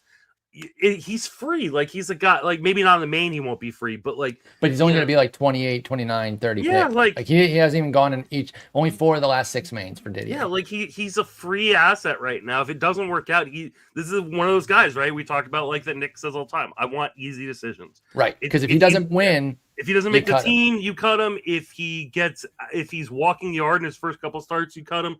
Like, but if he's continuing like really good control early into the season, this is a massive breakout. This is a league winner, right? You guys at Fantasy Pros love those league winner articles, right? This is a league winner. Evil on me, Ricky Bobby. Shade. All right, prospects. Roki Sasaki, not really a prospect. Best place I could put him, folks. Conley, Early, Peyton, Tolley, I crossed them off already. You guys already spoke about them. We love both. Early, we like more. Tolley, we don't like quite as much just because he feels like the perceived third of the battle there with Oviedo, Early, and Tolley, but we really like him too. Andrew Painter, Robbie Snelling, Parker Messick, Rhett Lauder, the Milwaukee trio, Brandon Sproat, Robert Gasser, Logan Henderson. Honestly, the two can kind of go off to the side there with Gasser and Henderson being sent out. Jacob Lopez, Michael McGreevy, who I believe has a spot in St. Louis locked up, and then Christian Scott and Jack Weniger as kind of summer guys for the Mets because neither of them are going to break camp. So let's start how we've been starting. Actually, let's start the other way. Give me a bust. That isn't Roki, because we all know he's a bust. At least this year, not forever. I'm not out on Roki forever, by the way. I'll be clear on that. I don't know if there's like a true bust here. Just someone that you think maybe is being overhyped. Then, because none of these guys are being drafted to the point where they're going to kill you. But who's someone you're like, I don't know why the hype train is going on him. Well, I'll give you 2 guys. One, I hate to say it because I was really in on him at the start of spring, but it's Logan Henderson because I just don't think he's healthy. I think he's going to need Tommy John. I think this is going to end really, really poorly for him. And it's a bummer because I think from a straight skills perspective, he would have been right up there with like Chad Patrick as a guy that I was, and I'm pretty sure I did get him in a couple leagues, right? Where I'm just going to have to drop him here. The other one is Jacob Lopez, and it has less to do with Jacob Lopez's skills and more to do with I just don't trust pitchers in Sacramento. I just think it is way too dangerous. And we saw him beat Sacramento for a little bit, and then Sacramento is going to be like Colorado for the rest of this year. Now, if you are in a dynasty keeper league, maybe this is time to buy because they're going to be going to Vegas next year, and we don't know what that stadium is going to look like, but it can't be nearly as bad as it's been for pitchers, right? And maybe time to sell, some of the hitters at top dollar prices right now, or at least by the end of the season. But I just don't trust that park. It is really nothing to do with him. I think he's a really, really interesting pitcher who has some command problems, but the stuff is so good that he's going to deliver some amazing outings. The problem is having command problems in Sacramento is going to be deadly. And I don't see a world in which Jacob Lopez finishes the season with an ERA below 4. And you look at like the Bat X and they have 470 as his projection because of Sacramento. And that is a disaster waiting to happen for me. half streamers are hard enough, but when they're road only, are you kidding me? Yeah. Guys are generally worse on the road as just a general default. And now I'm only going to be taking a guy's road starts. That's just too tough. And only some of them, right? Because you're not going to start them, on the road at the Dodgers. Houston. You're not Houston, or at the Yankees, you're not starting him, right? So like these guys who are home only or road only, they're streamers. They're not supposed to be meant to be drafted and kept on the roster. No, I agree. And I know there's been some Lopez love, and he's looked great in his spring effort too. It's Sacramento for me as well. I'm totally with you on that, Jay. All right, Joe, someone who's going to disappoint here amongst the prospects. That's kind of my name here. Like this range, I don't have super strong feelings. I think Lopez, it's crazy. Lopez is the highest drafted A's pitcher in the main event, which kind of took me by surprise. But when you think about it, who's going to draft Sevy? Because he's a road only guy Jeffrey too. Springs. Oh, justice for Jeffrey. Not that one. If I had one, I think I agree that it is Lopez. I'm gonna clip that. But I don't have like a super strong fade in this group. I think that they're all pretty all right investments at their cost, and I'll throw the reverse at you guys. Maybe Roki isn't as bad as we think he is this year. They've said that they're going to give him the shot in the rotation. I know he's got the job. Okay, sell us. Go ahead. I don't really have a great way to sell you on it, other than that the Dodgers have faith in him, and maybe they had too much faith going into last season. But the Dodgers are a team that has options. Like, why would they go with Roki over, say, River Ryan? Maybe they promised him, or Robleski, even. Yeah, I don't have a lot of hope in Roki, but if it's like a 30th round pick, I think you could do worse with your 30th round pick. I think Sasaki is interesting because of what the Dodgers are going to do, especially at the start of the season, which is throw guys for like 3-4 innings at a time. And I think that, but he'll get the front. Yeah, three. I'm not drafting it. I'm just saying, I think he could be successful in that role. Do I think you should be drafting him? No, I don't think you should be drafting him. But I could see an outcome where hey, he throws like 125 innings of pretty quality stuff. But you don't get many wins because he's starting most of the time and not going deep enough, to qualify. And so, for that reason alone, I'm probably out. But I do see a path to success from a real life baseball standpoint for Roki. I just don't see one for fantasy at the moment. The part that got me with Roki was that we were gassing up the playoffs, but he really wasn't that good in the playoffs. He had some electric outs and he had some electric pitches. But when you really look back, it was he's not even pitching that well in spring. Or, I mean, in the playoffs, so why are we going crazy for him in spring? So I'm rooting for him. I like the guy. It's more of a 27 thing for me that I think he has a chance to really push through. Joe, do you have anything else on Roki before we go to the hits here? Just a question I want to pose to you guys. If they don't sign Edwin Diaz and there's no other clear closer and we end the season the way we saw with Roki, where is he being drafted as the presumptive closer for the Dodgers? Is he a top 150? I don't think he is the presumptive closer for the Dodgers in that scenario. Tanner Scott is. I don't know. They just paid Tanner Scott. I know. They pay for luxury items. I don't know. I think it could have been. I don't think getting Edwin Diaz was the reason why they didn't make Roki. If they really thought Roki was a closer, no, they believe Roki's a starter. Yeah, that's why they got Edwin. He was going to be a starter. It's a theoretical, Justin. He said if. Anyway, give me a breakout, Joe. I'm kind of buying into Andrew Painter, and I had an inkling you were going to say that. I don't know why. I just had a vibe. Go ahead. He was named the 5th starter during the podcast, by the way. Oh, sweet. Okay, even better. Okay, so Andrew Painter got the job. I was aware of that. I totally knew that. That's why he called him. All right, so you like Painter to take a breakthrough here this year, finally. With the data that we're seeing with the low strikeout rate, there's not a lot that really supports it other than the actual results. I mean, he's a 2.31 ERA and a 0.77 WHIP without being on his A game. And I think Andrew Painter is a guy that might take a few weeks, maybe even a month or two, to fully become who he once was. But we're still talking about a guy who is 22 years old, who was a top pitching prospect just a couple years ago. It's almost like the Cade Cavalli blueprint, except he's maybe a little bit, a year before the Cade Cavalli. With the top prospect, misses a couple years, comes back. I'm expecting a lot more out of Cavalli, but I think there's a world where Andrew Painter kind of gets back to being that elite prospect. I know it's hard to see when you look at the data, but just the skill set and the fact that he is still so young. I think you can see it in the data. I think you're underselling it a little bit. I know it's a 19%. Sorry, go ahead, Justin. I know it's a 19% strikeout rate, but it's a 15% swinging strike rate in spring. Yeah. And the velo's good too. So both of those encourage me. Yeah. Just how bad he was in the minors last year with the command, the bad results. I think, but he was coming back from Tommy John. Like we're expected that command and control issues. Like I think people need to forget about that a little bit and just say, hey, listen, this was the number one pitching prospect in all of baseball before getting Tommy John. We expected him to be in the rotation last year. They've said he's in the rotation now. Like I think you should gamble on Painter. I am. I'm just saying from the data perspective, if you just look at the last year worth of numbers, it's not amazing, but just looking back at what he once was before the surgery, how young he was when he first he was 18 years old when he made his minor league debut. So I think there is still a lot of upside. There is some downside here too.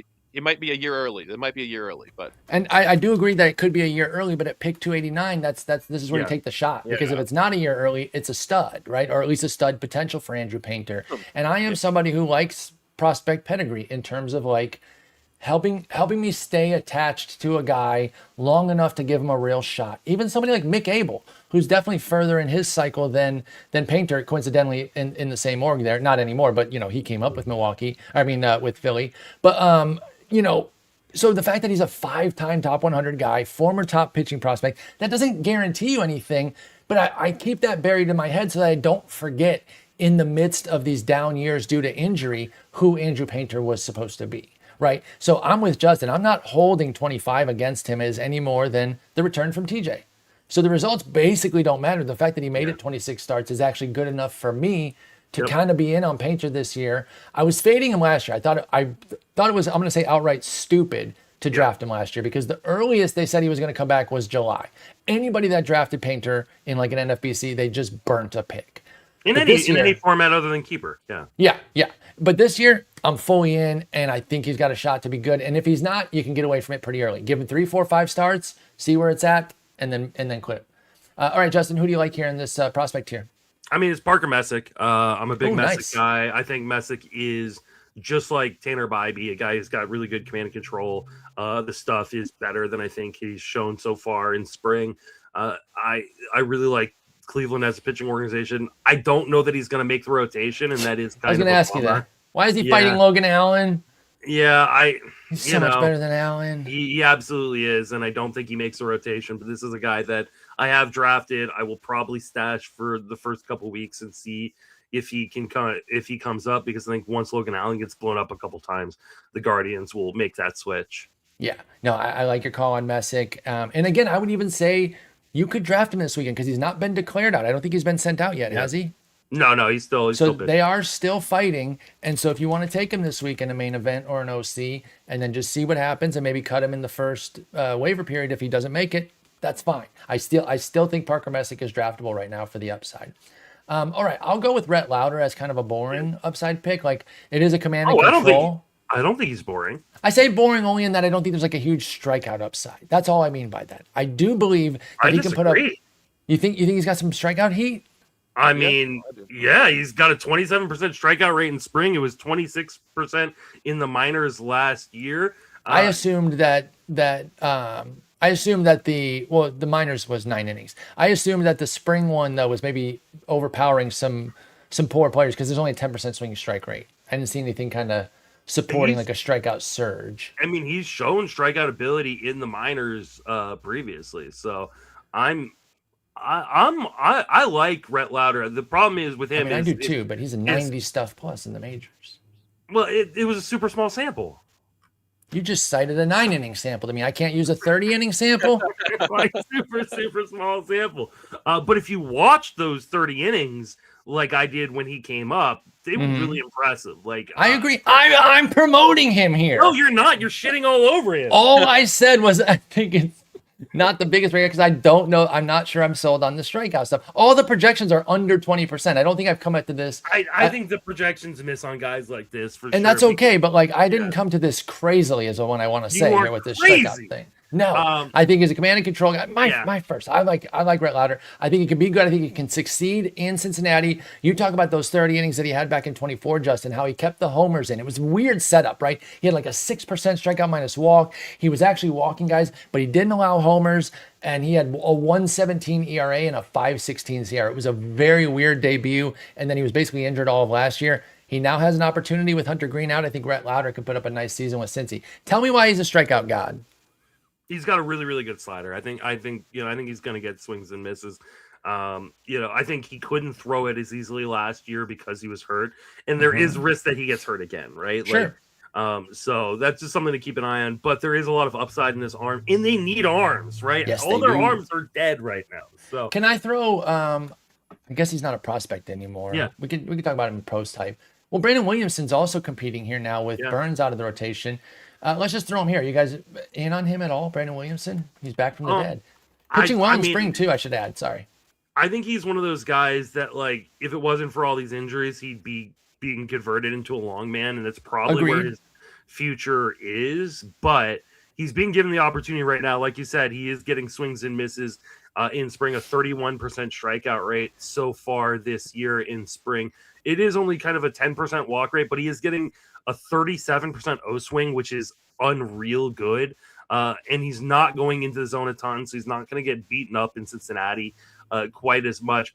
I think this is more of a streaming guy that you want to, kind of pick and choose your spots with. So I'm not necessarily drafting him. I haven't seen what their early season schedule looks like. I haven't checked it either. I should add this on the Cincinnati situation. I said that it's Williamson and Lauder and Burns is out. That's technically not true. What we know right now is that the three of them, Burns, Lauder, and Williamson, are going to share 2 spots. Yeah. Now, will somebody get the coveted Ryan Yarbrough spot, or do you think I think that could be Williamson, right? That's exactly what I wrote in today's write-up. He's a lefty. I think the Burns have the honor of the starting spot, which is kind of perfect because then Williamson comes in for 3 innings and he gets the potential for the win. So I think that if I am going to bet on one of these guys, it's probably Williamson. Even though I think he definitely has the lowest upside of the group, and I think he's probably the worst pitcher of the group, but he's in the best possible spot for fantasy. And this is one of those situations where I'll throw out the talent aspect and go, okay, which one of these guys helps me get a win here? Yeah, no, I literally tabbed him as the potential Ryan Yarbrough 2.0. Again, we've been chasing that since it happened all the way back in 2018.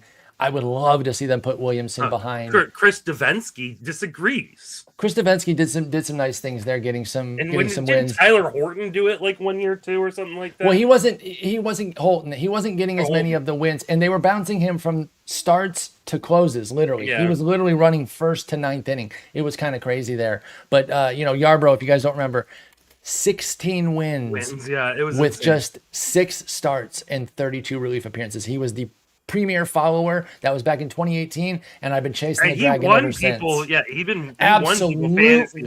Absolutely. Especially leagues with like RP, SP designations, to be able to throw him in your SP spot, 16 insane. wins, crazy. Anyway, so I hope they do that with Williamson, and I think Lauder can be more of a traditional starter. All right, let's go to the veterans. Veterans group is fun. Crusty veterans, going to be a lot of streaming here, especially in your shallower formats. They're going to be pretty decent in 15 teamers, maybe some team streamers, which means you start them when they have their best matchups, but you don't cut them when you're not using them. And that's going to be guys like Zach Eflin, Brady Singer, Grant Holmes, Merrill Kelly, Justin Verlander, Mitch Keller, Clay Holmes, Chris Bassett, Seth Lugo, Eduardo Rodriguez, Max Scherzer, Michael Wacha, Jameson Taillon, who's having a very rough spring, and Jeffrey Springs, who we mentioned earlier, kind of in a joking way, because he's in Sacramento. Yeah. So without picking Zach Eflin, because it is well known that this entire podcast likes Zach Eflin, Justin, give me a breakthrough here. A breakthrough? I don't know if there's somebody. So breakthrough. Right, I'm saying not breakout because it's not like they've all been good before, but somebody who's jumping a level from where they've been recently, getting back to like a low to mid 3s ERA or something like that. It doesn't have to be season. There's a guy who was a mid-3s ERA last season for 165 innings, and that was Clay Holmes. He pitches in a good park on a good team. He can give you the volume. Yes, the whip is a problem. You need to pair him with a guy who's going to rehab the whip. But like Clay Holmes is a very usable pitcher, kind of especially in a 15-team league where he's a glue guy. And yeah, I've drafted him a few times this year, including as like one of my $1 guys in my Labadini plan. Because like, hey, I'm gonna get volume from him. I'll figure out the whip offset later, but the volume from a guy like Clay Holmes on a good team where you're gonna get wins. I think is important. I mean, he won 12 games last year. And he's always tweaking to the point where I think he might try to get better than he was last year. I know he had a good surface level ERA, but he knows his whips suck. He knows because I think Clay Holmes is like into the data and everything. He knows his ERA indicators are probably trash, but his spring so far has been excellent. 21% strikeout minus walk. The walk rate's down to 6%. Now, I will point out that remember we got all excited about him last year because he had a big spring. He was still walking guys. Yeah. So that wasn't part of the breakout spring. It was all the strikeouts and the kick change. This year, he's not walking guys at a 6% clip there. If there's some realness there, I'm with you. Because if he brings that whip down to 125, then Clay Holmes is a stud for the price point that he's at. I totally agree with that. All right, Joe, give me like a breakthrough. Somebody, again, returning to a level that they've been to that's better than the 4-something ERAs that most of these guys have been toting the last several years. There's this kid in Detroit who has a couple decent seasons under his belt, and I'm gonna do it. Justin Verlander. Love to hear it. Somebody in my Patreon chat at the end of last year said, "Should I be streaming Justin Verlander?" And I'm pretty sure my response was, "It's fucking Justin Verlander." This was before he had really kicked things into notch into high gear. But the final 13 starts of the year for Verlander was a 2.6 ERA and a 120 WHIP. 15% strikeout minus walk rate. I know that he is not peak Verlander anymore, and he never will be again, but he's still a 106 stuff plus at a 371 ADP in the main. I'm willing to take a chance on him, and investing in 43-year-olds is typically not something I would ever do, but the skills were good at the end of last season, and with generational type of players, pitchers, hitters, it doesn't even matter. It doesn't even matter the sport. Generational players can have these bounce backs that you are not expecting out of the blue. And Verlander kind of did that down the stretch last year. Do I think he'll maintain a 2.6 all year? No way in hell. But I think he can probably be a serviceable pitcher, especially as somebody you're drafting as bench depth at this point. Absolutely. Classic team streamer type for JV. Use him where you can. Leverage him at home. Leverage him in the division. And if he happens to be good and kind of picks up where that second half left off, where he's consistently good, then maybe you're using him 3/4 of the time. He is pitching very well in spring too, showing a little bit more swing and miss. Again, I don't know what he's working on or what's going on there, so I don't want to put too much into it. If he's 21, 22% Ks again, doesn't walk too many and keeps the ball in the park, Verlander has some juice. I totally agree. All right, I'll give you guys Merrill Kelly as somebody to keep an eye on. I know that he's going to start the season on the IL, right, for a little bit. Do I have that right? Yeah. And so that moves him off the NFBC and into the IL universe. But in those situations where you've got more than one, I wouldn't want him to be my lone guy. But if I got more than one, I'm fine with Merrill Kelly. Just boringly solid and downright good last year. More than just boringly solid. 3.52 ERA, 1.11 WHIP. Probably not planning for that again, but it was 4.03, 1.17 the year before, 3.29, 1.19 the year before that, and 3.37, 1.14 the year before that. So that's 4 years. Pretty decent range there. Only once above 4 ERA, never above 1.20 WHIP. Merrill Kelly's never going to get you the oohs and ahs when you draft him. In fact, most of these guys won't because they're crusty bets. But he's damn solid, and I still think Arizona, I think Texas can be a solid team this year. And pitching out there, I think he'll be fine. Or no, he's back with Arizona, isn't he? Yeah, sorry. He's back with Arizona. I should have trusted what I said originally. He's only expecting to miss like 2 starts, so like even better then. Yeah. Then maybe he could be your one stash in an NFBC. Maybe. Yeah. Yeah, I mean, it's not an arm injury. He's going at pick 271. Back is not great because backs can linger and they can recur. He just threw 2 2/3. He's not currently hurt, right? He's working back from it. So that's also encouraging. That's the same thing with like Snell right now. And I know he's out longer, but I'm just saying like at least he's not currently hurt. He's just 6 weeks away from the rehab that he's on. Of course, if there's setbacks, that's the problem. I'm not comparing them 1-to-1. I'm just saying it's different when they are hurt and working back, and it's different when they're healthy, but in the rehab process. And that's where Kelly's at. All right, let's see here. Again, our universal love here is Eflin. Then we said Kelly, Verlander, Holmes. I'm reluctant to say bust because none of these guys are really costing you anything. Can I just give like some quick shout outs to guys? Absolutely. Go ahead. like, Eduardo Rodriguez, like, yes, he's not the pitcher that we thought he was, but like he's looked decent in I spring love so Erod. far. Seth Lugo has looked pretty decent in spring as well. Just a boring volume guy, but I mentioned, I think last episode, like I think the Royals are going to compete for a playoff spot, and so I think there's some I do too. cheap wins there as well. And I think there was one other guy. Can I throw Max just in the Michael Verlander tier, Wacha. by the way? Michael Wacha. Yeah. All Michael Wacha does is throw like 140 innings with like a 3.5 ERA every single year, and nobody pays attention. I think And bounces around to like 4 teams getting cut, because anytime he has a bad start, he gets cut. He gets picked up for 5 good starts, cut, picked up for 7 good starts. Yeah, just bounces around. I know the he's league had a bad every year. spring, but I really don't care. I don't either. Not with the guy who's been doing this as long as he has. He's 34. There's some risk there. It's all baked into the price. If you Former like Waka. top 20 pitcher on Paul Sporer's ranks. Yes, back with the Cardinals. I was a huge Waka fan. Oh man, did I love him. And that would have been early. That would have probably been 2014, 15. Yeah. I was so hot on that changeup. And he's had a hell of a career. I feel pretty good about that. All right. Anybody else in the veteran tier here that you want to go for, Joe? I guess I'll do a tip of the hat to Max Scherzer, even though I don't expect there to be much. The Blue Jays have put themselves on the spot now with all the injuries where they're going to need him. Mm-hmm. And I think you don't think he's like Verlander? Same sort of vibe of like being a unicorn? I think there is that potential, but I think Verlander's skill set is much better at this stage of their careers. You got 10 stuff over Scherzer at this point. Now Scherzer pitched Game 7 of the World Series when everybody was expecting him to get absolutely lit up, and he gave you good innings. He can still be a good pitcher situationally, but I think he's a guy where you pick and choose your spots. You pick him in good streaming matchups, and I think you're going to end up probably being rewarded for it just based on the price or lack thereof. Nobody's really interested in Scherzer, and they probably shouldn't be. If you're talking like 12 teamers, I don't think he's a great pick. As at the end of your 15 team drafts, I can get behind it. And I think the first series of the year is in Toronto against the Athletics. That's off the top of my head, but I'll check you on that. But I would definitely take that. Away from Sacramento, I think if that is what it ends up being, then I think I'd be willing to use him. But that's the thing, like it's situational streaming. He's not going to get 30 starts, and even if he did, you shouldn't use him for 30 starts. This is like you pick your 10 or 12 spots throughout the year where he's in a good matchup, and I think you can get a pretty decent result for him. Yeah, and again, we'll see how healthy he is too. That's really the big issue with Scherzer. Is he going to be available to you all year? But again, unicorn, Hall of Famer, you kind of take a shot on guys like that. All right, let's go to the injured guys. Guys currently nicked up. Actually, I think, yes. I was going to say, I think Scherzer will probably line up for a home series against Colorado. Oh, even better. That totally works. Yeah, they have the Athletics coming first, but I don't think he'll be one of the first 3. So that's perfect. Colorado. Yeah. I'd rather him against Colorado anyway. Now that does make his second start against the Dodgers. Yeah, then you drop.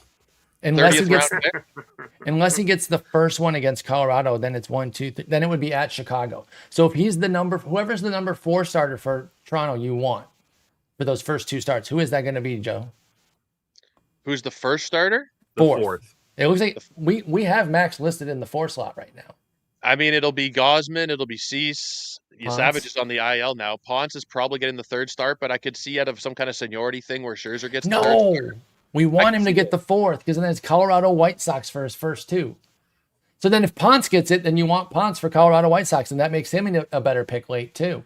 Start playing the schedule with your late picks, folks. It's the time. Now that we're starting to get some idea of where guys are going to be situated, go in there and start guesstimating the schedule. You'll get a few things wrong. We're guessing, but try to play it out. And like I'm saying here with this Toronto 4 spot, whoever it is, Ponce or Scherzer, you want him for Colorado and at the White Sox. And I say that as somebody who thinks the White Sox are going to be froggy this year. I'm still not running for them from them with talented pitchers. Because they're going to strike out a ton, right? Exactly. Even when they're bombing you out, it's still going to you're still going to get 6 punchies on the way out. All right, let's go to the injured guys. Bryce Miller, Sean Manaea, Shane Bieber, Garrett Cole, Braxton Garrett, who's not currently hurt, but again, working his way back, and Justin Steele, also same thing. So it's a mix of guys. Actually, I guess Miller's the only one who's actually hurt right now. Aren't all of these other guys in their actual rehab stage? I think Manaea is hurt.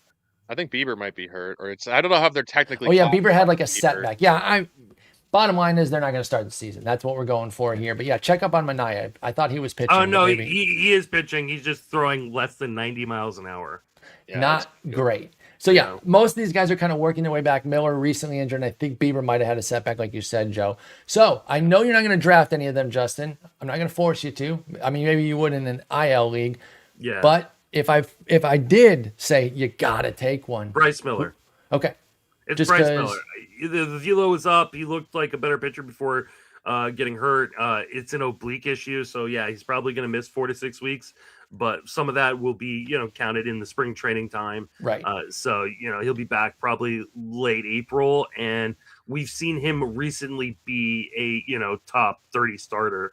I know last year was a disaster, but we can blame that a little bit on injury, and he looked Mhm. better so far in spring. So if there's a guy I'm betting on, it's none of the TJ returnee guys. I know Garrett Cole is super, super intriguing, but we've learned this lesson, right? People, Not everybody. have we learned this lesson? We saw it last year with McClanahan and Strider and Sandy Alcantara and Zandy, Yuri yeah. Perez, and like we've learned this lesson, right? Don't do it. So that's Just no don't steal do then it. too. That's Yeah, no steal no because steal. he got UCL revision. 2027. Yeah. We'll see these guys in 2020. Let other people do that. I think I'm with you too that it's Miller for me. Garrett's my second because again he's not hurt right this moment. He's working back. He got sent out to the minors, so he has to kind of work his way back into the rotation. But he's behind Miller by a good bit, and then I don't want any of the others at all. No. Joe, you got anything differently on these injured guys? No, it's Paddock. Jesus, it's Paddock's gonna be gone and Garrett's gonna be up. Is what I was trying to say. I think that's what will happen. If they're even somewhat competent, then Chris Paddock will not be in the rotation come May. I would Maybe hope. I'm just a hater. Maybe I'm just Unless a hater.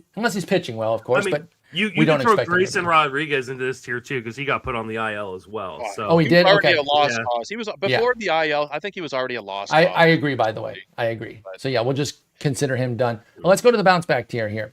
Guys that have recently been good, but they're looking to fight back into something. Luis Gil, Reynaldo Lopez had the huge breakout 24s and then flopped in 25, unfortunately, mostly due to injury. Tyler Malley, I've been saying Molly, and I've been wrong. It's Malley. Malley, Christian Javier, Bailey Ober, and Yusei Kikuchi. Joe, we'll start with you here. Who do you like for a big bounce back this year? The guy that I have been drafting for a lot of draft season, and not recently, but DCs and NFBC 50s I did was Bailey Ober. Really cheap, a guy who a couple years ago was really good. Now, last year was horrific for him, and spring has not looked great either. We're talking about an 8% strikeout rate over, again, like every other player today, a very small sample size. But with at least a recent history of pitching a lot of innings and having a good season in 23 and 24, and even in 22 and half a season, there is a world where he does get back to being very good. Now, he operates on the margins in terms of velocity and stuff, so there's a Gotta be chance. Bailey Ober. It is Is that a who you're bad talking team. Yeah, Bailey Ober. I missed the name, so I was trying to guess based on context clues. I got it. I had to turn the air on. No, you're good. There is a world where he is a drop in April, but there is a world where Bailey Ober could get back to being that 2023-2024 version where it's a high 3 ERA, good command, and he's giving you a handful of wins. It won't be a lot of wins in Minnesota, but of this group, I'm mostly out on all of them. I think Kikuchi, there are times where Kikuchi is really good, but the whip is just brutal at the end of the day. Exactly. Just I can't hammers do it. you. Just whoosh. So if I had to choose Constantly. one, it would be Ober. For the consumers and 12 teamers, take none of these guys. But if I was going to take one, it would be Ober. I don't quite agree with that 12 team part. I had a rule for Ober. If he was 91 plus, I could draft him. He's 88. Thank you. 88.8. I'm fully out. Yeah, no, I'm out. That's fair. And no one was a bigger Bailey Ober fan other than maybe like Todd Zola than me. I was until I sold you on him, and then you took him. Let's be yeah. clear. You hated him, and I said, no, this guy's actually really good. You're And, like, and he is. every time you sell me on a player, they just die. Oh, 2024, when he died and had a one whip. I'm sorry that he only had a 27% I'm K. still mad at you for talking For me out of Kimbrel. Craig Kimbrel. I deserve that. I talked him out of it, guys, when he saved like 35 games as like the rebirth rebirth closer of the year. Yeah. I was like, don't take him, dude. Nah, he's nothing. Totally sold you out there. I'm so sorry about that one. Yeah, no, I want Bailey Ober to be good again, but Me too. Not at this velocity. You just can't do it. So where are you at, Jay? Gil, Lopez, Malley, Javier, Kikuchi. Any of them tickling you? Okay, so there's two guys. There's technically three guys, but Ooh. I feel less One on your confident. team? The one on my team is kind of the middle guy, right? So Okay, that's Tyler, so Malley. Tyler Bailey, and he looks really good in spring. Don't care as much about the results. I'm mostly looking at the stuff, and the stuff has been really, really good so far for Malley, and that is intriguing to me. So far we're seeing a 32% strikeout rate. Now it is a massive 17% walk rate, but it's all about health with him. When he's been on the mound, he's been really good, and I'm willing to take the gamble because it's so cheap, right? It's an easy drop. This is one of these situations where he gets hurt, I'll drop Malley. No problem. The other guy, kind of similar to that right now, is Ronaldo Lopez. Yes. I don't trust the health on Lopez. I don't trust the health on Malley, but you're getting them super, super cheap. They're healthy right now. I'm going to take the gamble. I'm going to take the gamble. But the guy that I think people are kind of sleeping on is Luis Gil. I knew it. I know you so well. He just has such good stuff. Mm-hmm. They're gonna give him a shot to stick in this rotation. I know the spring results have been really, really bad, but it's a 20% K minus walk rate so far, 26% strikeout rate, a 6% walk rate so far. And he plays for the Yankees. He's gonna get win opportunities, and they don't have this rotation depth where they can say oh, we're gonna send him down. I think they're gonna give him every opportunity. And yeah, I haven't drafted Gil, but I definitely want to. Yeah, I'm with you. Like I said, I could have predicted that on both Gil and Lopez. I thought you were going to go there with them, and I'm with you. Obviously, I was the big Reynaldo guy when he broke out. It went sideways last year, but I am back in. Both of them I was out last year because of the elbow issues. That's right. And I'm still concerned, right? The same thing with Grant Holmes. We didn't really talk about Grant Holmes. Yes. But Grant Holmes looks really, really good in spring. But he has one less UCL than I do. And Give me 45 innings. That's what I'm paying for right now with him. I don't think you should be investing very highly in either, in really any of these guys that we're talking about in this deal and throwing Grant Holmes, even though he was in the earlier tier. But the ones that are healthy now, I'm not going to go in draft Mania or Bailey Ober when they're throwing less than 90 miles an hour. I'm going to draft one of these guys who look really good, but I know it's going to end quickly. And then I'll go pick up someone else. And it might not, right? We just saw it with Lopez and Gil. So we already know what could go right with them. Let's take our 50 innings. I just keep throwing out random numbers, but whatever sub 100 number you want to say, that is okay for a pick 300, if you get folks. 130, you're going to be stoked. Exactly. I'm just trying. I'm beating that point home a lot this episode and last, but that's just so that people get more comfortable with knowing that these are partial picks. These are short-term picks. And it's because of the price, right? If these guys were going in the top 150 picks, we'd be yelling at you that you're being dumb, right? That's the problem with Snell and Glass now, right? Exactly. I know that's always your concern that you're paying for an elevated premium of innings and it's a higher upside, but your general point of I don't want to get 90 innings and have to cut my 6th round pick with Tyler Glass now or whatever, wherever he's at. And I've drafted Glass now. I've drafted Glass now as my number 3 because you're getting him at a price point right now where you've never really gotten Glass out before, right? But at this price point, it's so easy to take the gambles. Yeah, absolutely. So anything to say about Javier or Kikuchi? Kind of already downed Kikuchi rightfully. Anyone got any love for Javier? I don't like Javier. I don't think he's that. I think he's really overrated, honestly. Maybe not at this point, but I think he had been kind of an overrated pitcher throughout the years, even when he was serviceable. Because he was running on BABIP. I think you got some fairness to saying that because when he first broke out there was some big swing and miss, but then his last few healthy years here, and last year was returning from injury, but it was a lot of BABIP driving the success as the swing and miss went away, and now we're sitting here at 92. I don't know. He's been getting swings and misses in spring. I'm torn on him. At pick 350, could I take a Christian Javier share? Sure. I'm not chasing him though, and I hear you on the fact that he may have been overrated, and that might still be kind of carrying him. I got him in a best ball, which I'm never going to feel bad about taking a pitcher in a best ball because their downside can't hurt me. Yeah. All right, let's finish up with the kid. Oh, go ahead.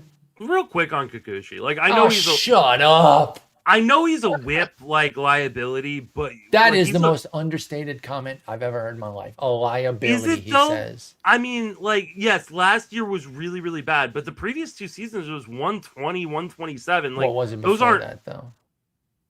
Okay, they were high, yeah, for sure. But like my point wasn't just to get right and make you say 150, but if you have a really solid whip foundation when you get to Kikuchi, yeah, let him ruin it. We're talking about a guy who has thrown over the course of the last 3 seasons 174 strikeouts, 206 strikeouts, 181 strikeouts. Like there's a value in that volume. No, there isn't. Not with that whip. Only if it's a good whip. Only if it's a good whip. No. But what if you get a 125? You're fine with it, right? I understand. Here's the tough part. We don't really know till the end of the year. The trials and tribulations that you go through. So this is a pure management piece for me. I don't want to deal with the headache. And we talk about these players all the time. That's fair. For That's me, fair. Kikuchi is a no. But I hear you. If you can get the 120 or the 127, then those Ks are worth it. But if not, then the Ks become a detriment because he's giving you bad volume with that whip. If he's at the 140, I agree. So, but like, if he's like 2024 Kikuchi, where you get you're getting a big win. Yeah, you're getting a huge win, and he's cheap. Free. He's cheap. 355. Yeah, no, I will grant that. Oh, he's going 355. Yeah. Oh, okay, never mind. I thought that's still really cheap. It is, but I thought he was going more like post 400. No, not in the mains. Okay, not in the mains. People jumping him back up. Never mind. I'll take a different guy. Okay, cool. All right, let's go to the KBOers because 4 guys, actually 5 did, but one of them is like a 6th starter here. It's Drew Anderson of my Tigers. But these other 4 are in their respective rotations, so I think they're more worth talking about. It's Cody Ponce, who we kind of already tangentially mentioned that if he's in the 4 spot for Toronto, we really like him because of his first 2 starts there. Anthony Kay, Ryan Weiss, Foster Griffin, and Drew Anderson coming back from overseas here. I think we can take all these guys in order and just kind of finish it up here because this is our last group. Mm-hmm. So let's start with Ponce and let's let the Blue Jays fan give us his rundown. When you saw you guys sign Ponce for 3 and 30, you had to know that they thought they saw something to give a guy 3 years, $10 million. That's not nothing to come back over from the KBO. And I've been impressed both with what he did over there, learning about Ponce, and what he's done so far in spring, to the point that even before looking at the schedule and seeing that he could have a great first 2 starts, I was already interested in Ponce. What about you, Joe? Yeah, I'm more interested now than I was when we first signed him, because at first I thought this was a depth piece because the Blue Jays have suffered 3 pitching injuries in spring.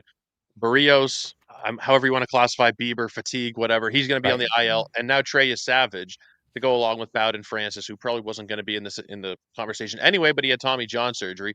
So now there's no question that Ponce is going to be making 30 starts this year. At first, I was thinking, okay, maybe he's a 25 start guy. Maybe he gets stretched out. Maybe it's kind of like an Eric Lauer thing from last year where you just hybrid him. But Ponce is going to be in the rotation all year, barring an injury. His skill set last year in the KBO was phenomenal. I think he was not even just a Cy Young. I think he was the MVP of the KBO. Absolutely monster season. He's not carrying over the strikeouts in spring to this point to what they were. They were 36%. It's at 24, which I'm happy with. I'm totally 14% swing and strike rate, though. Filthy. Yeah. I don't know if he'll be. That's a pretty high bar to expect in the majors from him, but it's possible. I mean, he was 16.5 last year in Korea, but the thing with Korea is it's generally considered to be about AA. AA, yeah. So I expect him to take a step. I wonder if that's moved up, because we've been running that one for a while. That like it was AA and Japan was AAA. No, I'm not saying that they're majors. I'm just wondering if we need to re-alter those as those systems get deeper. Is Japan like Quad A now, and the KBO is AAA? I don't know. I'm just asking. By the way, I should also mention question for people smarter than us, which absolutely Tim McLeod, Anthony Kay and Foster Griffin are from the MPB. By the way, these are not all KBOers. For anyone yelling at their phone, I corrected that. Go ahead. Yeah, I think Ponce is, for me, clearly the best of the group when you look at the team context, when you look at the strikeout upside. I wanted to be in on Anthony Kay, but why aren't you? Because he was in Japan last year, which is an even higher level of competition, and he only struck out 21% of batters. And maybe part of it is that he came up as a Blue Jay, and I watched him a lot when he was struggling, and maybe that's still stuck in my head. But if you're only going to strike out 21% of batters in Japan, you're almost certainly going to be below 20 over a full season in the big leagues. And pitching for Chicago, where we acknowledge that they're better, but they're not good, double-digit wins would still probably be hard to come by. So I think he's operating on finer margins than Ponce is. And I wanted to be in on Ryan Weiss as well, and I'm a little bit worried about how he's getting knocked around in spring. I think Ponce is, for me, clearly the number 1 option in this group. Well, He is, but he's also way more expensive Yeah. than any of those. He's at Yeah. 228. K's at 406. And, Yeah. you know, I understand what you're saying about K not whiffing a ton over there, but he still had an 11% swinging strike rate. And he is matching that in spring. And if you just kind of do the loose 2x on that, that's 22% K rate, which would match what he did in Japan. And the reason I think that maybe K can do that, as opposed to having some strikeout degradation, is because I don't think he goes for punchies. He was a 56% ground ball guy and very difficult to square up. Had a 198 average against 244 BABIP in Japan last year. So I don't think he needed as many punchies. I wonder if he might be able to dial it up a bit in the majors because the league calls for more strikeouts than Japan does. And maybe K can even be 23, 24%. And then you got something. I hear you on the team context because you did say that you like from a team context, the whole standpoint, it's Ponce. But the market also agrees. What about when you factor in the price? Ponce at 228, K at 406. Does that change your calculus at all? It'd still be Ponce for me. I'm just not super in on K. I see what you're saying that maybe he does ramp up the strikeouts a little bit. It's in the world of possibilities, but I just can't really get behind it. I guess if Okay. it's 27th round, we're getting into that period again where it's like early season schedule. If his first two starts of the year are like, and I don't know if it's like Yankees, Red Sox or something versus Actually, I Rangers and White, think it is whatever. something bad. I It's think something because bad. I Oh, was I can tell you. I've got it up. It okay. is at Brewers, at Miami for Those are the their White first two. Sox. What spot does he have? I think The third K's. spot Okay, so then he's going to get at the Brewers, Oh, 1, 2, 3, 4, at 5, the and then Brewers, Toronto. and then it's Toronto. So you're not drafting K. And I did put that in writing him up today. I said, yeah, if that's how it tracks, because you're not holding him for two starts to kind of see how it goes. That goes back to Nick's point about quick decisions, right? And so I can't do it. Now I will say this: if you're following Anthony K and you don't want to go for the Milwaukee Toronto, I agree. I would not do that. But if he quits himself well in either or both of those, he then leads into a KC Tampa Bay double dip that I would be more interested in. Again, both of those teams can get you, like they're not rollovers, but if K's pitching well against two good teams, Milwaukee and Toronto, or at least has one really good start, I think you pick him up for the third and fourth start maybe. So keep an eye on him for waivers, Anthony K of the White Sox. Let's go to Ryan Weiss. I mentioned that Houston is in a 6-man. And that's partly to help EMI transition and try to keep McCullers a little bit healthier. They're bringing Ryan Weiss back over. So that makes sense with the team setup that they have. Justin Weiss came over from the KBO and really caught Nick Pollock. I know this has been a Nick Pollock episode. We've been gassing him up left and right, which, you know what? He deserves He's it. our buddy. Yeah, but he had an absolutely fantastic 2-season run over there. But the real season last year was 179 innings, 29% K, 287 ERA, 102 whip. He's going to be 29. What can Ryan Weiss bring back from his KBO journey that would get you interested? I think it's really going to be a matter of like, can he handle workload? One of the big concerns is like, is he going to be able to put up the kind of innings per start to go deep enough to win games? For Weiss. Here's the thing. Tim McLeod and I were hosting one of the Tout live streams together, I think for the Tout Giraffe. And he was like, hey, if it hadn't been for Cody Ponce, like Ryan Weiss would have been the MVP of the KBO last year. Oh, wow. And so I take a lot of what Tim says about, these NPBers and KBOers to heart because he follows them so closely and watches so many games. I don't think there's a massive upside, but I do think this is a guy who, can kind of be a 5-and-dive guy on a good team. There is some strikeout upside. We're not seeing it quite yet in spring. It's just a 7% swinging strike rate. And he's really, not getting out of the zone very much to get swings and misses. He's allowing 94% zone contact. So it's been kind of ugly so far, but a guy I'm willing to probably put on my watch list. I'm probably not going to draft Ryan Weiss and just kind of see how he goes early on. He's going to be their number 6 starter, which for them means he's going to have his first start versus Boston. So I'm kind of scared about that one. And his second start is probably going to be at Colorado. So this is more of a put him on your watch list and not draft and kind of see how he acclimates early back to major leagues. Yeah. I mean, his Sorry, caught me that drinking opponent. No, it's okay. That opponent quality thing I mentioned earlier, for him it's 6.8, which is sub double A. He's walking 17% of batters. I mean, I'm hopeful later in the season that he figures it out. I'm hopeful that he figures it out, but I agree. You can't really draft him. If he starts to look correct, then you can pick him up and stream him and maybe hold him. But If there were good starts there, I would say ignore the spring and go for Weiss. But with Boston at Colorado, that's a hard pass pretty easily right now. Sorry, Nick. Then he's gonna line up for like either Atlanta or Cincinnati or the Yankees. Oh my God! The early season schedule for Houston. Dude. Oh wait, no, sorry. It's gonna be Seattle. There's a potential of a home Colorado start in mid-April. But it sounds like it sounds like maybe we need to be careful for all their non-Hunter Brown entities that the schedule might not line up so hot initially. The schedule I actually was looking at was actually the Angels schedule. So your Angels starters have a very brutal start to the season. It matches their talent.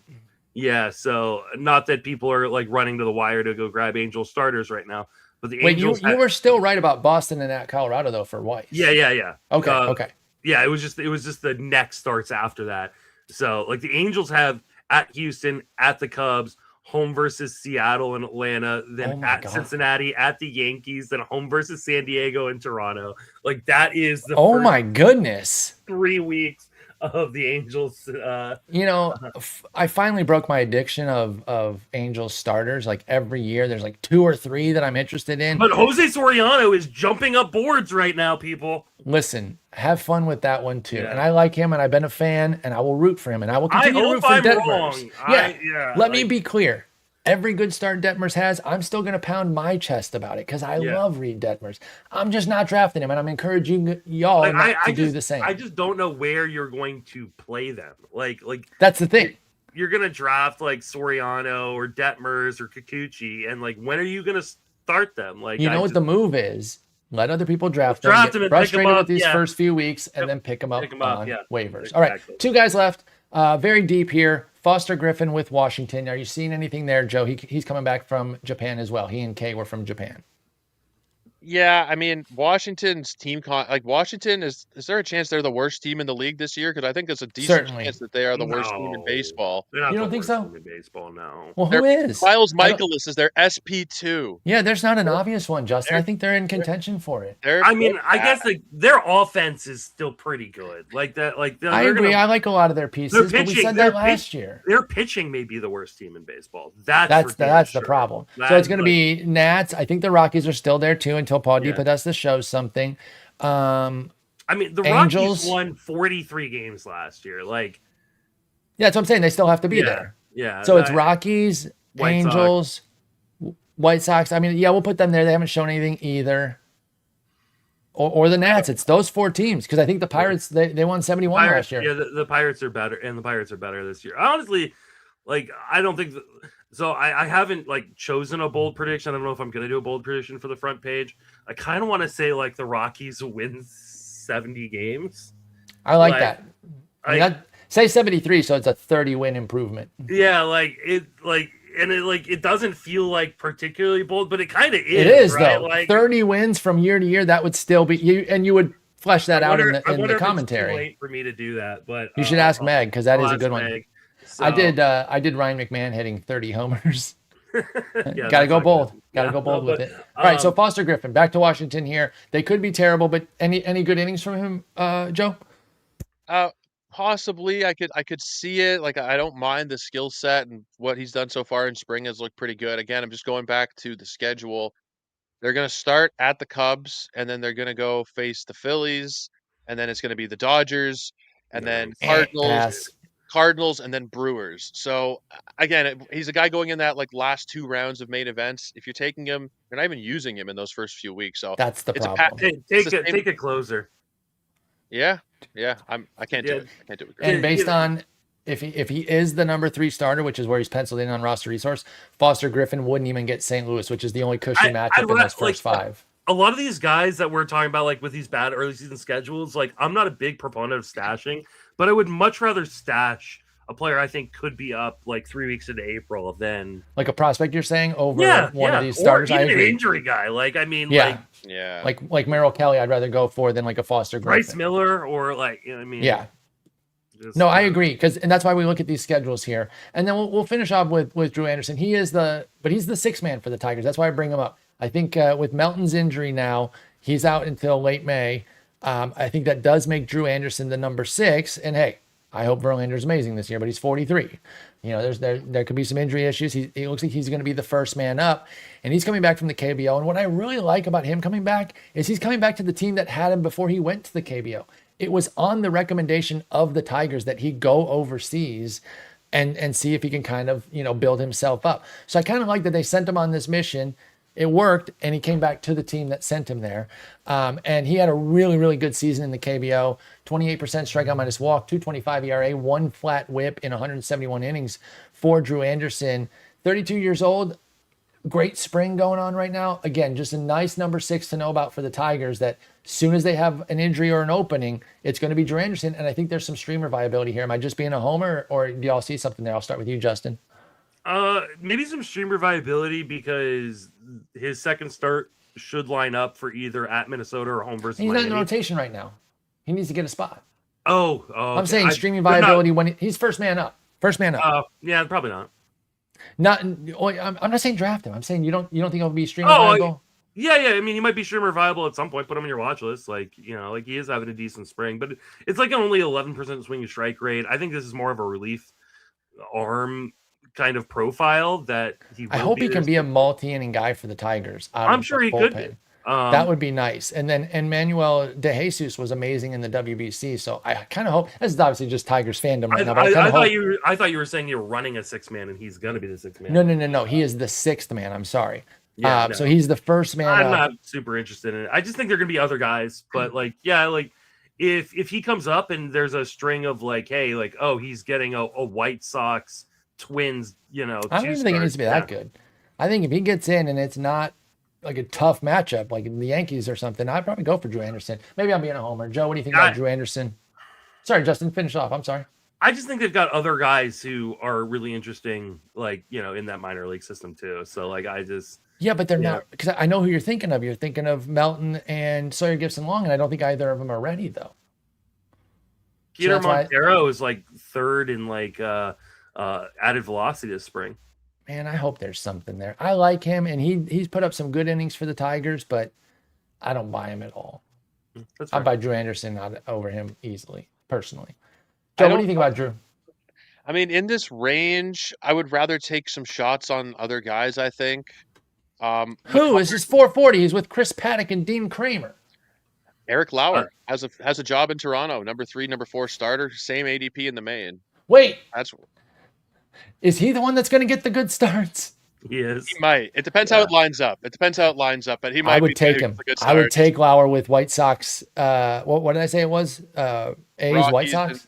A's, or Rockies. Rockies, White Sox. Rockies, White Sox. Sorry. It's the first start of the Rockies game and then the last game of the White Sox series. That's the number 4 starter is going to get those two to start. But the number 3 starter is going to get Athletics White Sox. So wherever Lauer is, if it's 3 or 4, that's going to be interesting. Yeah. No, I like your call of Lauer, by the way. I really do like that call. Why is he so cheap when he has a job with y'all? I don't know. I'm just looking at all of the mains. He's only gone in 3 out of 19 mains. I don't know if I agree with you, Justin. He's pretty good. No, he's not amazing, but I mean he's fine. He's like, okay. He's okay. 18% strikeout minus walk last year. He was awesome last year. I mean, here's the thing: like when you're that late in a draft, you're either looking for something, right? You're looking for a guy who could turn into a closer. Or you're looking for a guy who might turn into that, like, you know, stud, like the Lucas Giolito, Carlos Rodon when they were going 29th, 30th round. Sure, that's not Eric Lauer, right? Like Eric Lauer, like he could have a good season and be like, hey, 120 innings of like a mid 3s.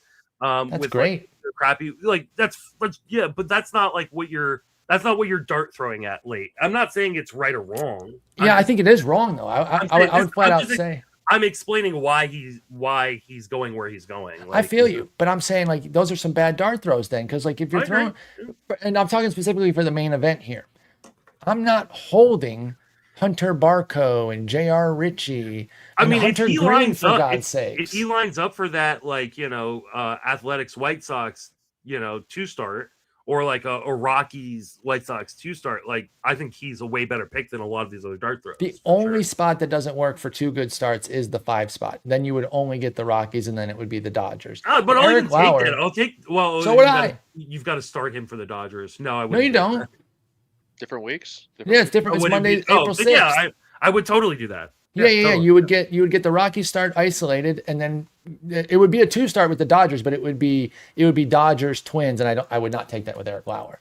But I just think some of these dart throws. You're right, Justin. That's the principle that's being used is a Chase Dolander dart throw for what I don't know. I just don't understand why you wouldn't take the guy who's got a job, and now the schedule's lining up nicely. But you know what? More Eric Lauer for us. Here's the thing, and this is something that people need to remember, right? When you're looking at NFBC ADP, yes, are these the best players in the world? Absolutely, but not all of them are. And they're not above reproach. And the ADP reflects just as many bad players as good players, right? Because only one team can win that league out of the 15 people who are in it, right? But the ADP measures that equally against 13th, 14th, 15th place. So, yes, it is a better overall quality of an ADP versus a Yahoo ADP versus an ESPN ADP, but it doesn't mean it's right. Right? Yeah, there's no such thing as a right ADP. Yeah. There's absolutely no such thing as a right especially when ADP. you're looking post pick 350, post pick 300, like it's a lot of noise. I'm just surprised he's that low. In target. Lauer's only even gone in 2 of the 6, and usually the main event, that's where the people are looking at the schedules and turning over every rock. I would have thought that they'd be on this Eric Lauer. He may be a big pickup in the first half. I'll be honest. Yeah. I mean, I could see it. And again, he's got some pretty good track record. Eric Lauer's had a damn good career, if I could say so myself. 700 innings of a 4.13 You ERA. can say so yourself. He was a savior for the Blue. The Blue Jays do not go to the World Series last year without the contributions of Eric Lauer throughout the regular season. He was a glue guy for them. You want some breaking news since we've been recording? Let's hear it. Jacob Mizorowski is the opening day starter for. Oh, wow. I dig it. Yeah, I mean, I love it. I think it's great. They've announced 3 different opening day starters to this point of spring training already. It was Woodruff, and then it was Patrick, and now it's Mizorowski. Chris Taylor has opted out of his deal with the Angels. There's your. I didn't even know he was still with them. Yeah, probably time to hang it up for him, huh? Yeah, I mean, far be it from my nerd ass to tell someone to stop playing. Unless the Dodgers want to bring him back for the hell of it, Right, like they did with Kike. They bring back their legacy guys every once in a while. Just say, you can. One small shout out before we wrap up. R.I.P. Chuck Norris. Chuck Norris facts. I really enjoyed that meme. Yeah. Mm-hmm. And then it got put onto Matt Wieters, and that was really fun. Yeah. Matt Wieters facts. So I always enjoyed that. I like the meme of Chuck Norris, and I'll leave it at that. Rest in peace, good sir, or sir. I got a baseball tidbit to finish off. Oh yeah. Carson Williams could start opening day. He is going to start opening day because Taylor Walls has been put on the IL. He's going to be the everyday shortstop to the start of the season. Is this locked? Because I'm looking at that RotoWire. It does not lock it. It says Taylor Walls is out. Yeah. It doesn't say that he's the guy yet. Oh no! I mean, I'm just assuming. Okay. So don't say that. People are gonna go drafting him. Justin said he's the guaranteed guy. I agree that they should, but they have not yet. Relax. Are they gonna put like Ryan Velati? They put Taylor Walls there for how many years, Justin? We know that their logic breaks down here. Why did they put Taylor Walls there? Defense. I know. And Carson Williams is a really, really good defender. You don't have to sell me on Carson Williams. I'm trying to make fun of them. I'm just trying to make fun of them. He's going to be the guy until Taylor Walls comes back, and then he'll get set back down. Of course he is. Yeah. It's not sealed yet, though, and we should not give out bad advice the day before the biggest draft weekend. God, you're so fucking incorrigible sometimes. At least they have He's not locked, y'all. That's all I'm saying. They have a really good track record recently of shortstops, at least. At least we have that to fall back on. Oh, yeah, that lengthy track record of shortstop prowess. Yeah, their love affair. When I saw the Carson Williams tidbit, I was hoping to click through that he had beat out Taylor Walls. But the most annoying part is that he still hasn't defeated Taylor Walls. Injury is the only thing that got him. And I know Justin was partly kidding, but I think he's right that when Taylor Walls comes back, unless Carson Williams is cooking, he'll probably go back down. Like spring stats are spring stats, right? But 18% strikeout rate so far in spring. Like for who? for Carson Williams. Okay, yeah, good. Because didn't he strike out a ton in the majors last year? 41% last year. If he in 100 plate appearances too, like that's not keep nothing. it under 30, I think he could hold this job all year. And there's power and speed in his profile. Like this is a really interesting dart. He's Colson with defense, kind of, right? Maybe less power, but a deeper fantasy profile, and then great defense. Colson Montgomery. All right, so yeah, I just want to throw in that Carson Williams tidbit, guys. We did it. We covered pitchers. We're done with our position previews. We get into the nitty gritty of the season next time out. We can kind of go over. I'll figure out what we're going to go over next week because obviously there'll still be some drafts, but it won't be draft focused. Yeah, I think we'll start playing the schedule stuff. And we do struggle early in April to figure out. We'll do fun stuff, right? Yeah, because we don't tell people to cut guys based on 4 games and shit. And we don't want to hear it either. Yes. Hey, my 4th round pick is 0 for 9. I'd also like to make sure we're doing the pod on opening day. That way we can overreact. Yes. I hope Ian Happ hits a homer. Yeah, like the greatest opening day overreaction ever. God, I was looking at like there was like Kate Cavalli's pitching on opening day. Maybe we should like schedule for that. Joe wants to watch him against Matthew Boyd. That'll be a good one. Yeah. So my God, that's my most rostered pitcher this year. So and there's no playback maybe coming back at some point, but it's not up and running yet for opening day. So for those of you in the Discord, I think we'll do an opening day watch party in the Discord. That sounds great. So I'll definitely be down for that. And plus the Tigers play later, so I can join you right away and then hang out by myself watching the Tigers against the Padres. All right, guys, have a great draft weekend. I'll see you guys on Sunday. We'll be on Justin's YouTube channel. I'm sure you'll post it on the website as well. Yeah, I'll post it on Fangraphs as well. And then if it isn't just 3 hours of us yelling at each other continuously, I'll turn it into a podcast. But you'll just have to know that like this was a draft. This isn't like. There's not going to be like news and info. This is listening in on 3 freaks. Mostly us just screaming at each other for 3 Exactly. hours. It'll be a blast. All right. I'll see you guys on Sunday. Take care. Peace. Take it easy.